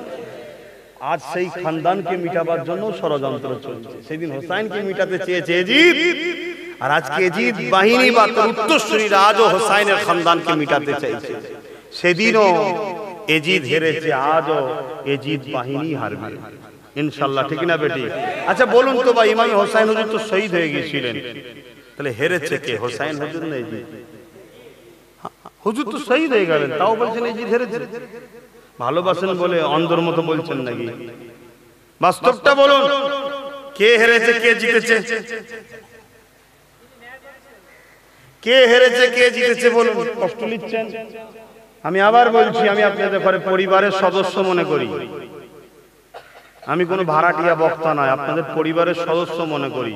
আমি মনে করি আপনারা আবু বকর সিদ্দিকীর রুহানি সন্তান, আর আমরা রক্তের সন্তান, উভয় আমরা দাদা হুজুরের সন্তান, তাই তো নাকি গো? সেই পরিবারের মনে করে কথা বলছি। বলুন, ইমামে হোসাইন হেরেছে না জিতেছে? কেন, হুজুর তো শহীদ হয়ে গেল, এজিদ বাহিনী তো জিতে গেল। হোসাইন হুজুরের শের মুবারককে নেজার উপরে রেখে দিয়ে নিয়ে যাচ্ছে, এক লোক দাঁড়িয়ে যাচ্ছে, তোমরা দাঁড়াও, কার শের ওটা? না হোসাইনের। বলছি ইমাম তো এরকমই হয়, লিডার তো এরকমই হয়। সার কাটার পরও তো দেখ, নিজার উপরে সবার উপরেই হুজুরের মাথা। জোরে বলুন সুবহান। ইমামে হোসাইন অবশ্যই জিতেছে, এজিদ হেরেছে।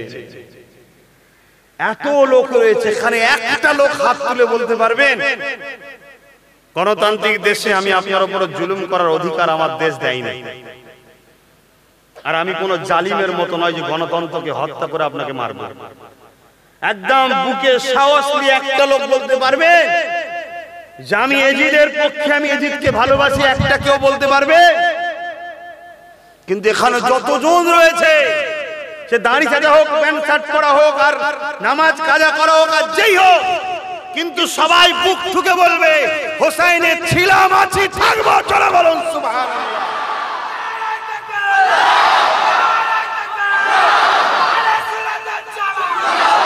তাহলে কে হেরেছে কে জিতেছে?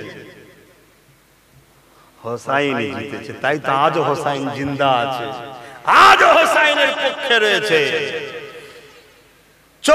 চোখে তুমি যেটা দেখো সেটা হাকিকাত নয়, হতে পারে তার আড়ালে অনেক কিছু আছে, তাই তো নাকি গো?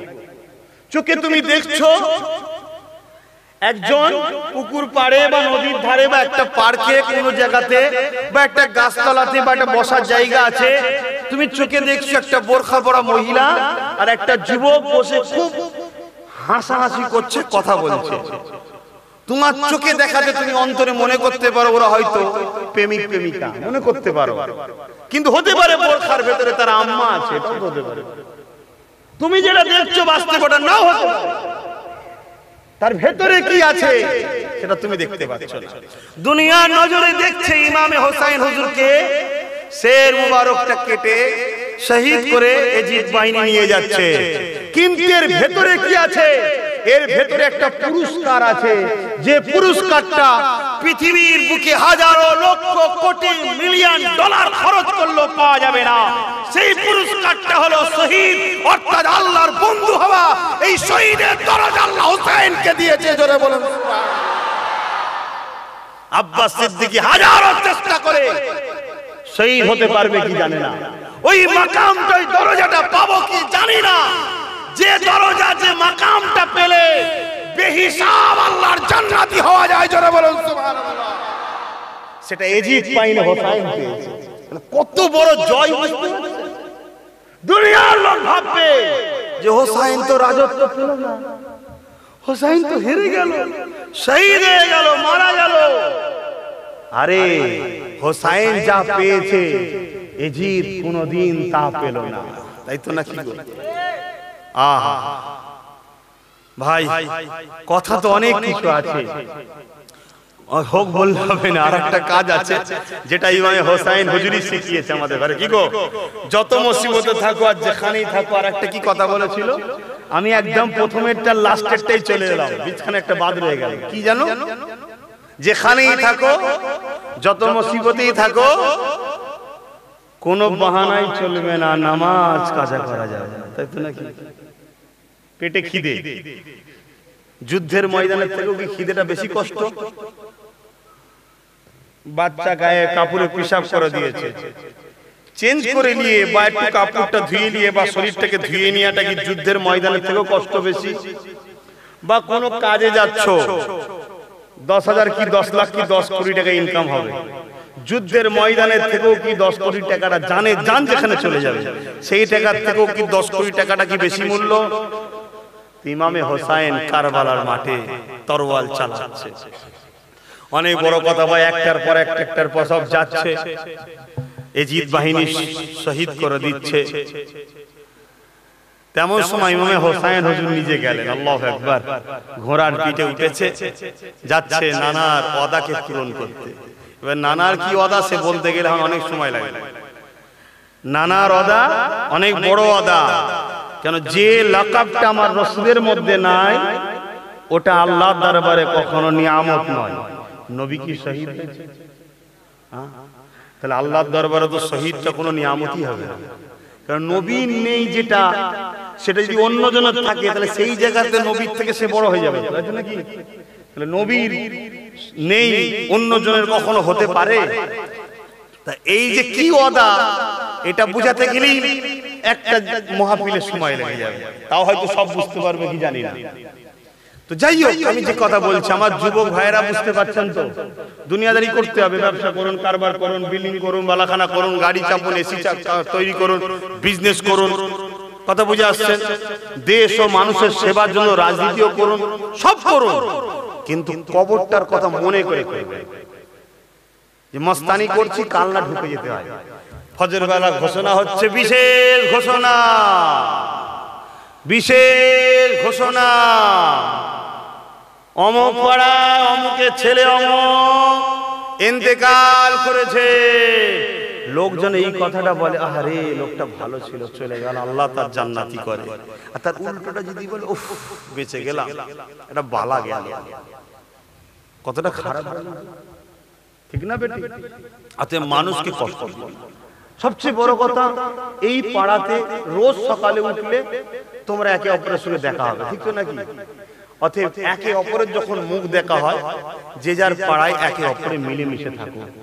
নিজেদের মধ্যে কারো জন্য বা বিশেষ করে কোনো বেঈমানের জন্য, কোনো জালিমের জন্য নিজেদের মধ্যে ঝগড়া করো না।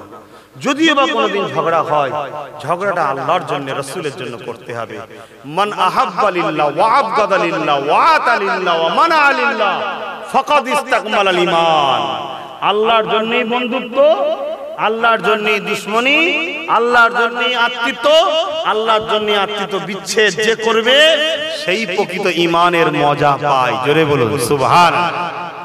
তাই বলে গেলাম, নিজেদের মধ্যে কখনো অশান্তি করবে না, মিলেমিশে থাকো। দুদিনের দুনিয়া, একে অপরকে ভালোবাসো। যে তোমার দুশমন আছে তাকে ভালোবাসো, কাল দেখবে সেও তোমার বন্ধু হয়ে যাবে, তাহলে মিটে গেল তো। কিন্তু দুশমন বাড়িয়ে কি লাভ? দুশমন বাড়িয়ে কি লাভ?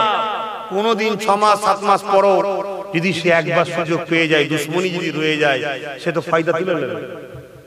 সেই জায়গাটা নিজেদের ঘরে সব কভার করে, ভাই ভাই ভাই ভাই, তোমরা এক নবীর উম্মত, এক আল্লাহর বান্দা, মুজাদ্দিদ জামানের সিলসিলার মুরিদ বা অন্য কোন ওলি হাক্কানি আলেমদের মুরিদ, আমরা ইমাম আজম নোমান বিন সাবিত আবু হানিফা হুজুরের অনুসারী, তাই তো নাকি? আমরা হানাফি মাযহাবের মানুষ, মিলেমিশে থাকেন। আমি যেটা বলছিলাম, ইমামে হোসাইন হুজুর ঘোড়ার পিঠে উঠেছে, যাবে। ঘোড়াকে বলছে চলো, নানার ওয়াদা পূরণের সময় এসছে, নানার উম্মতদের ঘরে শিক্ষা দিতে হবে, যত মুসিবতই হোক আল্লাহ ছাড়া কারোর উপরে ভরসা বলবেন তো। আর যত মুসিবতই হোক না কেন, যেখানেই থাকো না কারণ নামাজ কোনোদিন কাজা, আর যতই পরীক্ষা আসুক না কেন, ঝড় তুফান আসুক না কেন, দুবেলা শুকোতে হলো, নুন দিয়ে ভাত খেতে হলো, কখনো অন্যায়ের কাছে মাথা নত করা যাবে না। তো দেখাতে হবে চলো, নানার উম্মতদের শিক্ষা দিতে হবে, নানার ওয়াদা পালন করতে হবে। ঘোড়া যাচ্ছে না। হুজুর বলছে চলো, তোমাকে তো আমি হুকুম করছি। আল্লাহ ওয়ালাদের ঘরে আল্লাহ পাক বলছে যে আমার হয়ে যায় দুনিয়াকে আমি তার করে দিই। জোরে বলুন সুবহানাল্লাহ। আল্লাহ ওয়ালাদের ঘরে জীব জন্তু পশুরাও মহব্বত করে। তো হুজুর বারবার বলছে, লাস্টে যখন কিছুতেই হচ্ছে না, ঘোড়া মাথা লাগাচ্ছে, নিচের দিকে দেখাচ্ছে। তো হুজুর ভালো করে নিচের দিকে দেখছে, হুজুরের সেই ছোট্ট বাচ্চাটা হুজুরের বুকের উপরে যে ঘুমিয়ে থাকে, হুজুরের কলিজার টুকরি প্রত্যেকের ঘরে মেয়ে আছে, উপভোগ করবে। যে আপনাকে আব্বু আব্বু করে, ঘরে গেলে কাছ থেকে এসে ছুটে আপনার কোলে উঠে পড়ে, আপনাকে ধরে টানাটানি করে, আপনি শুয়ে পড়লে আপনার বুকের উপরে লাফালাফি করে, সেই রকম একটা ছোট্ট বাচ্চা আহলে রাসূল নবীর খানদান হযরত সুকাইনা ঘোড়ার পা ধরে বলছে, ঘোড়া আমার আব্বুকে নিয়ে যাস না, ওরা আমার আব্বুকে শহীদ করে দেবে। বলুন এইরকম মায়ার জায়গা ছেড়ে আপনি ফিরে আসতে পারবে? আমার হোসেন হুজুর নাবলেন, বাচ্চাকে বুকে নিলেন, চুমা দিলেন, আদর করলেন, তাকে সবর করতে ছোট্ট বাচ্চাকে বললেন নানার ওয়াদা পালন করতে হবে, নানার সঙ্গে যে ওয়াদা ছিল ওয়াদা পালন করতে হবে। ঘোড়ার পিঠে রওনা দিলেন। ইমামে হোসেন দাঁড়িয়ে গেলেন। হুজুর আমার ইজিদ বাহিনীকে লক্ষ্য করে বলতে লাগলেন, আসো, কার ক্ষমতা আছে যে মুখে নবীর কলেমা পড়ো, ওই কলেমা পড়া মুখ নিয়ে নবীর খানদানের বিরুদ্ধে কথা বলবে, যে হাতে তুমি লা ইলাহা ইল্লাল্লাহ মুহাম্মাদুর রাসূলুল্লাহ ঝান্ডা ধরেছো, ওই হাতে তরোয়াল দিয়ে সেই নবী নওয়াজের বিরুদ্ধে লড়াই করবে। কার শখ আছে আগে আসো। সীমার হুকুম করে দিল, তোমাগা জাহান্নামী হুকুম করে দিল, যাও ইমামে হোসেনের বিরুদ্ধে লড়াই করো। এমন করে ঝাঁকে ঝাঁকে মানুষ আসতে লাগলো। আমার ইমামে হোসেনের তরোয়ারের আঘাতে তাদের ধর থেকে কল্লাগুলো আলাদা হতে লাগলো। ইমামে হোসেনের মুখে বেলায় সেদিন 1000 2000 কেউ সামনে দাঁড়াতে পারেনি, আরো সৈন্য মাগানো গেছে, তথাপি হোসেনের মুখে বেলায় দাঁড়াতে পারেনি। সীমার মাথায় হাত দিয়ে বসে গেছে। আজকে দিনে শেরে খোদা আলীর বাচ্চা তরোয়ালকে কে দাঁড় করাবে বড় চিন্তিত হয়ে গেছে। এমন করে ঝাঁকে ঝাঁকে মানুষ সব মারা যেতে লাগলো, জাহান্নামে যেতে লাগলো, ইজিদ বাহিনীর লোক মারা যেতে লাগলো। হঠাৎ করে দেখা যায় ইমামে হোসেন তরোয়ালকে থামিয়ে দিলেন, ঘোড়ার পিঠ থেকে নামতে লেগেছে। ইজিদ বাহিনী তাকিয়ে তাকিয়ে দেখতে লাগলো, কে ইমামে হোসেন তরোয়ালকে দাঁড় করিয়ে দিল, কে ঘোড়াকে দাঁড় করিয়ে দিল। দুনিয়ার কোনো ক্ষমতা ঘোড়াকে দাঁড় করাতে পারে না, আর পারতো না। ইমামে হোসেনের তরোয়ালকে দুনিয়ার কোনো ক্ষমতা দাঁড় করাতে পারে না, আর পারতো না। ইমামে হোসেনকে দাঁড় করিয়ে দিয়েছে আল্লাহর প্রেম, নামাজ দাঁড় করিয়ে দিয়েছে। আরো জোরে বলুন সুবহান। নামাজের সময় হয়ে গেছে। নামাজটা কি আল্লাহর দিদার? তো আসসালাতু মিরাজুল মুমিনিন, আসসালাতু মিরাজুল মুসলিমিন নয়। মুমিনিন মুসলমান নামাজ পড়লে আল্লাহর দিদার হয় না, মুমিন নামাজ পড়লে আল্লাহর দিদার হয়। আমি মুমিন আর মুসলমানটা বোঝাতে পেরেছি? মুসলমান দাঁড়িয়ে থাকবে, মাথায় টুপি থাকবে, রোজা থাকবে, হজ থাকবে, যাকাত থাকবে, সব থাকবে।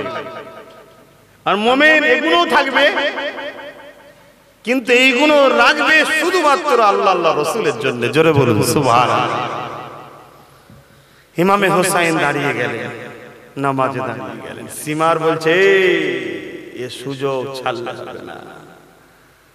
এ শেরে খোদার বাটা যদি আবার মাথা তোলে সালাম ফিরিয়ে, আর করা যাবে না, সুযোগ ছাড়া যাবে না। তো হুজুর এইরকম একটা কঠিন সময়ে আমার ইমাম, আপনাদের ইমাম, বিশ্বের কায়নাতের সমস্ত মুমিন মুমিনাদের ইমাম, তিনি শিক্ষা দিচ্ছে কি, যত মুসিবতেই থাকো তুমি নামাজ কাজা করো না। আর আজকে আমরা কি করছি বলুন? শুধু ইমামে হোসাইনের গোলাম বলে মুখে বললে হবে না, পরিচয় দিতে হবে। আজ প্রতিজ্ঞালীন এই মাহফিল থেকে বসে আমি যেখানেই থাকি, মসজিদে যদি যেতে নাও পারি, দোকানে দাঁড়িয়ে আছি, খদ্দের আমার এসে গেছে, আজান দিয়েছে, আমি খদ্দেরকে বলবো ভাই ইন্তজার করতে হবে, কেন আমার আল্লাহর ডাক হয়েছে, উযু করুন, দোকানে নামাজের মুসাল্লা বিছান, একাই দাঁড়িয়ে যান কিবলামুখী হয়ে, ফাতিহা শরীফ পড়ুন, ছোট সূরা মিলিয়ে নামাজকে আদায় করুন। তাতে খদ্দের চলে গেল, মনে রাখবেন আমার আল্লাহ দেখছে, বান্দা আমার প্রেমে দুনিয়ার রুজি ছেড়ে দিয়েছে, তোমার জন্য আল্লাহ জান্নাতের দরজা খুলে দেবে। তুমি দুনিয়ার দুটো লস হয় হোক না লস, এই জিন্দেগিতে আব্বাস সিদ্দিকী যা লস করেছে, আমার মনে হয় যারা দুনিয়াদার তারা আমার সম্বন্ধে জানলে বলবে এরকম পাগল মনে হয় পৃথিবীতে দুটো আছে না। কিন্তু তোমার মতো আমার নজরে বা তোমার মতো পাগল পৃথিবীতে আসে না, আসবে না। কেন তুমি দুনিয়া পেতে চাও আখেরাতকে বিক্রি করে, আর আমি আখেরাত পেতে চাই নিজের জান এবং মালকে বিক্রি করে। কার কাছে বিক্রি করবে? আল্লাহর কাছে। আল্লাহ বলেছে তো জান ও মাল দাও, তার বিনিময়ে জান্নাত লাও, তাই তো নাকি? অস্ত্র শুনেছেন আল্লাহ জানে। তাহলে একটু সবর করতে হবে, ধৈর্য ধরতে হবে, নিরাশ হয়ে গেলে হবে না, হতাশ হয়ে গেলে হবে না। কি হয়ে গেল হতাশ হলে হবে? হতাশি ইসলামে জায়গা আছে? এই কথা বলো, হতাশি মায়ুসি হয় ইসলামে জায়গা আছে? যেটাই করে আল্লাহ ভালোর জন্য করে। একটাও ছেলে নেই 10 বছর পরে, যদিও একটা ছেলে সন্তান হলো, জন্ম নিবার পরে 8 ঘন্টা পর ছেলেটা মারা গেল, হতাশ হয়ে গেলে হবে? আল্লাহর জিনিস আল্লাহ নিয়ে, আল্লাহ কখন কাকে কোন দিক দিয়ে পরীক্ষা করে আল্লাহু আলাম, আল্লাহ ভালো জানে। হতাশ হলে হবে না। তোমার যখন যে সময়ে যেটা তোমাকে দিলে ভালো হবে, আল্লাহ তোমাকে ঠিক সেটা দেবে। যেটা তোমার জন্য যে সময় দিবার নয়, আল্লাহ তোমাকে সেটা দেবে না। কিন্তু তোমার কাজ কি?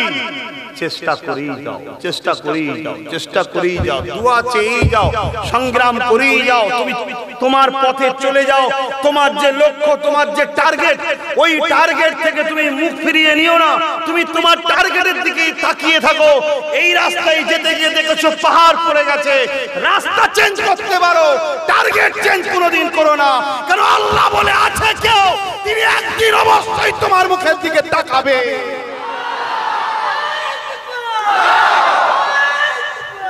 আর তুমি যদি তার উপরে ভরসা হারিয়ে ফেলো, তুমি যদি তার উপরে আস্থা উঠে যায়, হবে না। তাহলে তুমি তো নিজের জন্য কথা বলছো, নিজের জন্য করছো, নিজের জন্য সবকিছু ভাবছিলে। তুমি তো আল্লাহর জন্য ভাবোনি, রাসূলের জন্য ভাবোনি। আল্লাহর জন্য যদি ভাবো, জীবনের শেষ নিঃশ্বাস পর্যন্ত তোমাকে ওই কথার উপরে কায়েম থাকতে হবে।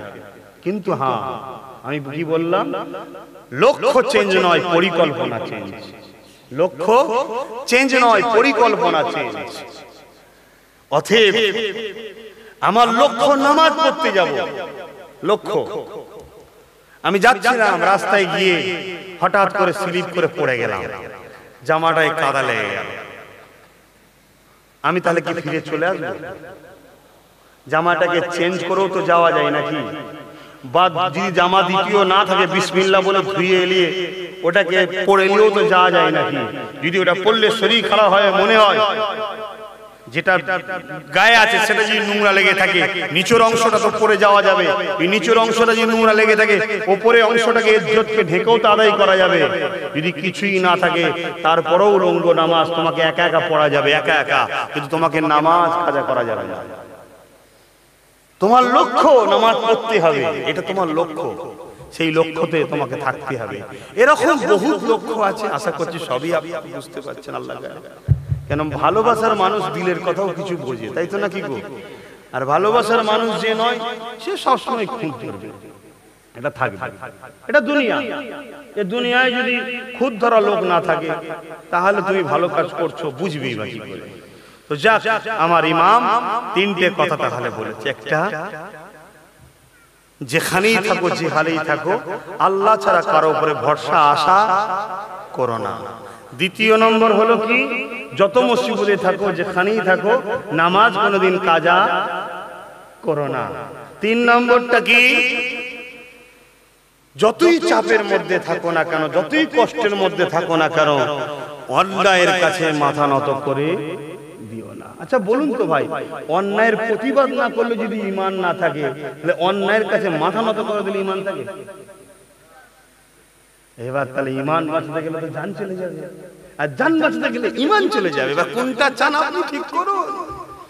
রাসূল যে বললো ১৫০০ বছর আগে মক্কা মদিনা ছাড়া ঈমানদার পাওয়া যাবে না, আমিও হাদিসটা পড়ে আমিও ভেবেছিলাম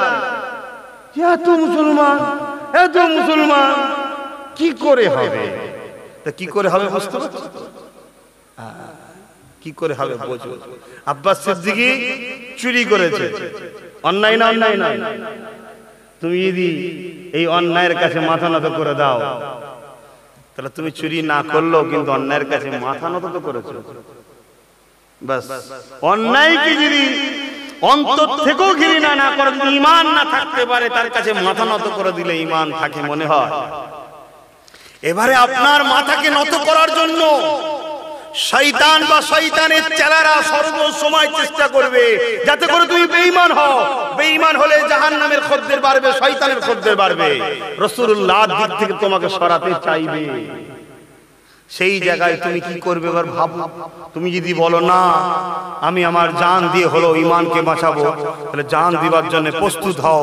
আর যদি বলো না বাবা জান রাখবো, ঈমান যাই যাক, 50 বছর পরে হলেও জান যাবে, 70 বছর পরে হলেও জান যাবে, 100 বছর পরে হলেও জান যাবে, 200 বছর পরে হলেও জান যাবে, কিন্তু পরকালে চির শাস্তির জাহান্নামের আযাবে ভুগতে হবে।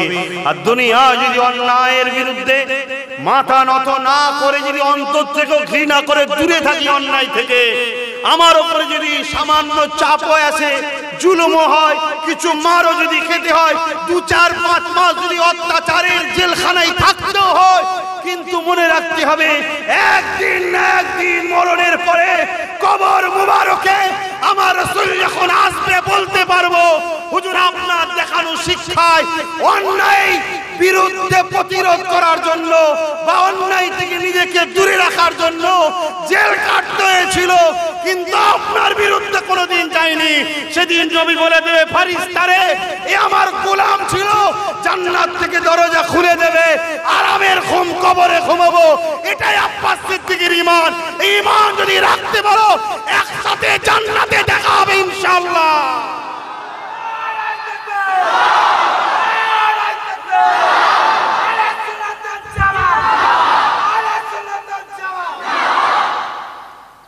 আর যদি না রাখতে পারো, রাসূল কখনো মিথ্যা বলে না, তাই তো নাকি?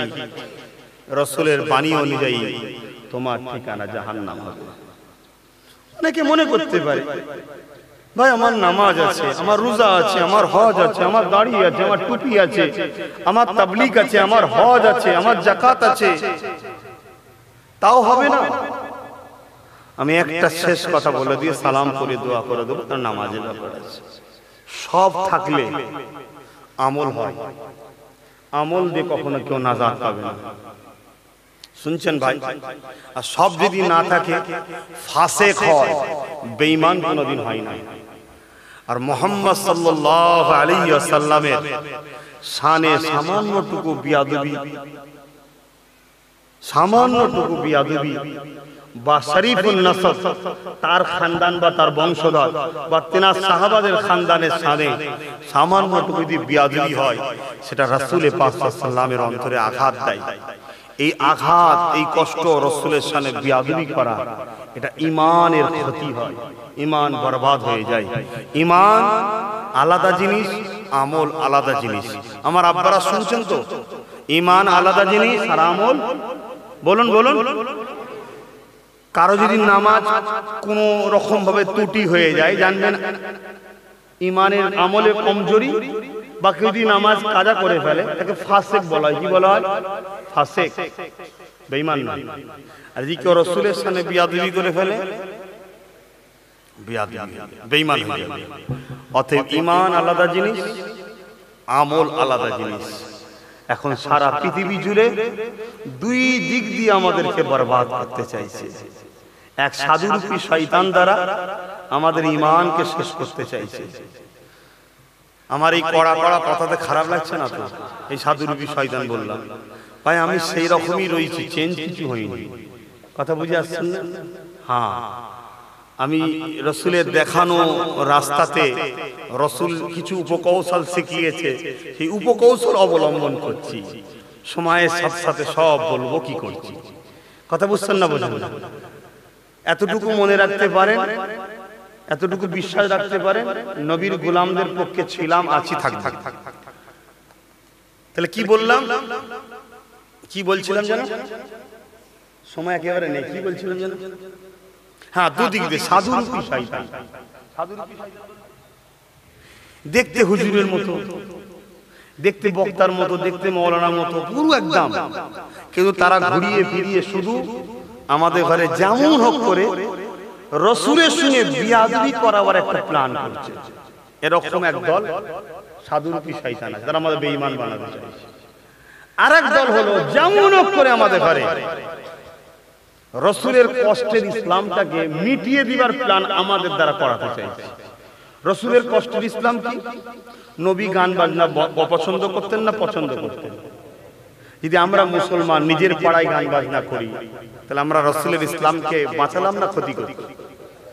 রসুল সুদ পছন্দ করতেন না অপছন্দ করতেন?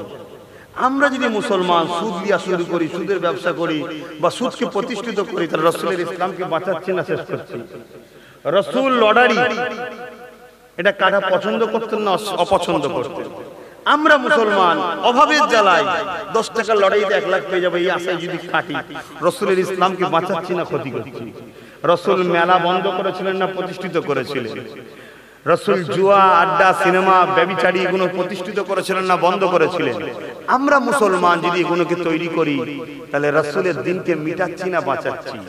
বড় ঠান্ডা মাথায় খেয়াল করে দেখুন, মুসলিম অধ্যুষিত এলাকায় এই কাজগুলো ব্যাপক হারে হচ্ছে না বন্ধ হচ্ছে? এটা করানো হচ্ছে। আরে সবকিছুর বাপ হলো ইহুদি। ঠিক বসে বসে বসে বসে করাচ্ছে। কত ধরে রাখবে ছেলেকে? 3 দিনের মাথায় একবার মেলায় চলে যাবে, ওই যে নাচ দেখে আসবে, ওর মনটা ওই দিকে টানবে, তারপর দিন আবার যাবে নাচ দেখতে, তারপর দিন আবার তার প্রেমে আসক্ত হবে, তাকে অর্থ দিয়ে খারাপ কাজে তার সঙ্গে লাগবে, সে আস্তে আস্তে তাকে মদ খাওয়া শেখাবে, আস্তে আস্তে আস্তে আস্তে আস্তে আস্তে তাকে নবীর রাস্তা থেকে ত্যাগ সরালো। দ্বিতীয় নম্বর, তার দ্বারা সমাজের দিকে, তার এলাকায় আবার ওই রকম মেলার আসর তৈরি করবে। সে বলবে আমি আমার বাপের টাকাই করবো, তো তোর তাতে কি? এগুলো হচ্ছে একটা পলিসি। ইসলাম ও আমার নবীর দিন থেকে আমাদেরকে সরাবার একটা প্ল্যান। সেই জায়গায় আব্বাস সিদ্দিকী আপনাদের ঘরে বলবে, খুব ঠান্ডা মাথায় বোঝার চেষ্টা করুন, অন্যায় থেকে নিজেকে দূরে রাখুন, এবং সমাজ, বিশেষ করে আমার মহল্লা যেখানে আযান হচ্ছে সেখানে গান বাজনা হবে কেন? আমার মহল্লা যেখানে কোরআন তেলাওয়াত হচ্ছে সেখানে কেন বেশরিয়াতি কাজ হবে? আমি অন্য কোন সমাজের মানুষের বিষয়ে বলতে যাব না। আমি আমার পরিবেশটাকে, আমি আমার বাচ্চাকে, আমার মহল্লাকে পবিত্র রাখবো। যদি না রাখতে পারেন, পরকালে তো হবেই হবে। দুনিয়ায় খোদা মাঝে মাঝে ওই রকম একটা করে দেবে আর ঘরে ঢুকে বসে রাখবে। ব্যাস, বাকিটা আপনাদের ইচ্ছা। যদি কারো কিছু কথা খারাপ লেগে থাকে, আমার কিছু করার নেই। আমি আমার আল্লাহর খুশির জন্য বলেছি, ক্ষমা আমি চাই না, আল্লাহর খুশির জন্য বলেছি। যদি ভালো লাগে আসুন একসাথে লড়ি, একসাথে চলি, পরকালে একসাথে থাকবো। ভালো না লাগে আপনি আপনার রাস্তায় চলুন, বিরোধী করার শখ থেকে আব্বাস সিদ্দিকী করুন, মা বাপ তুলে গাল দিবার শখ থেকে দিন, যা খুশি করুন। বিচার কিয়ামতের দিন হবে আল্লাহর সামনে। ইয়া নবী সালাম।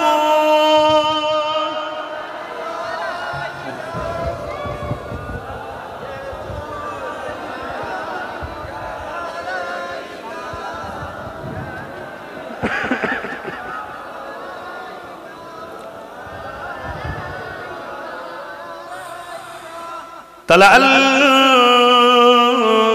বদর ও আলাইনা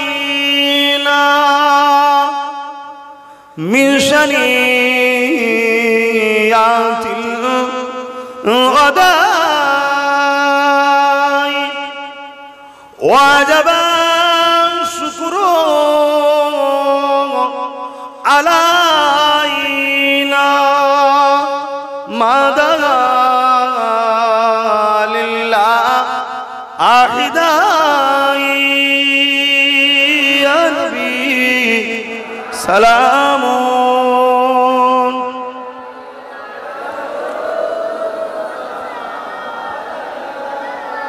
ইয়া হাবিব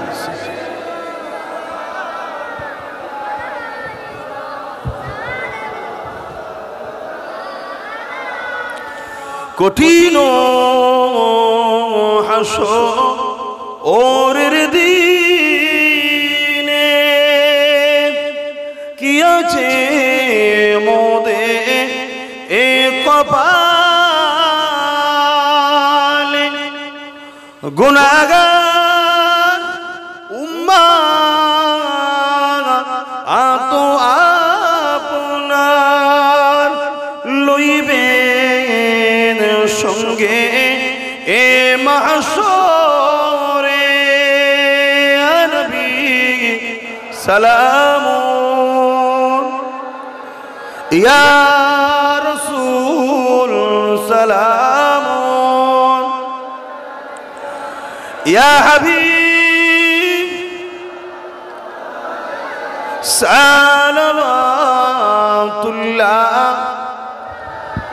এটা দোয়া হবে সকলে বলে ইয়া রাব্বি সাল্লিম ওয়া সাল্লিম দাইমান আবাদা না নবী পর দরুদ ও সালাম বালাগাল উলা বিকামালিহি কাযাবাত দুজা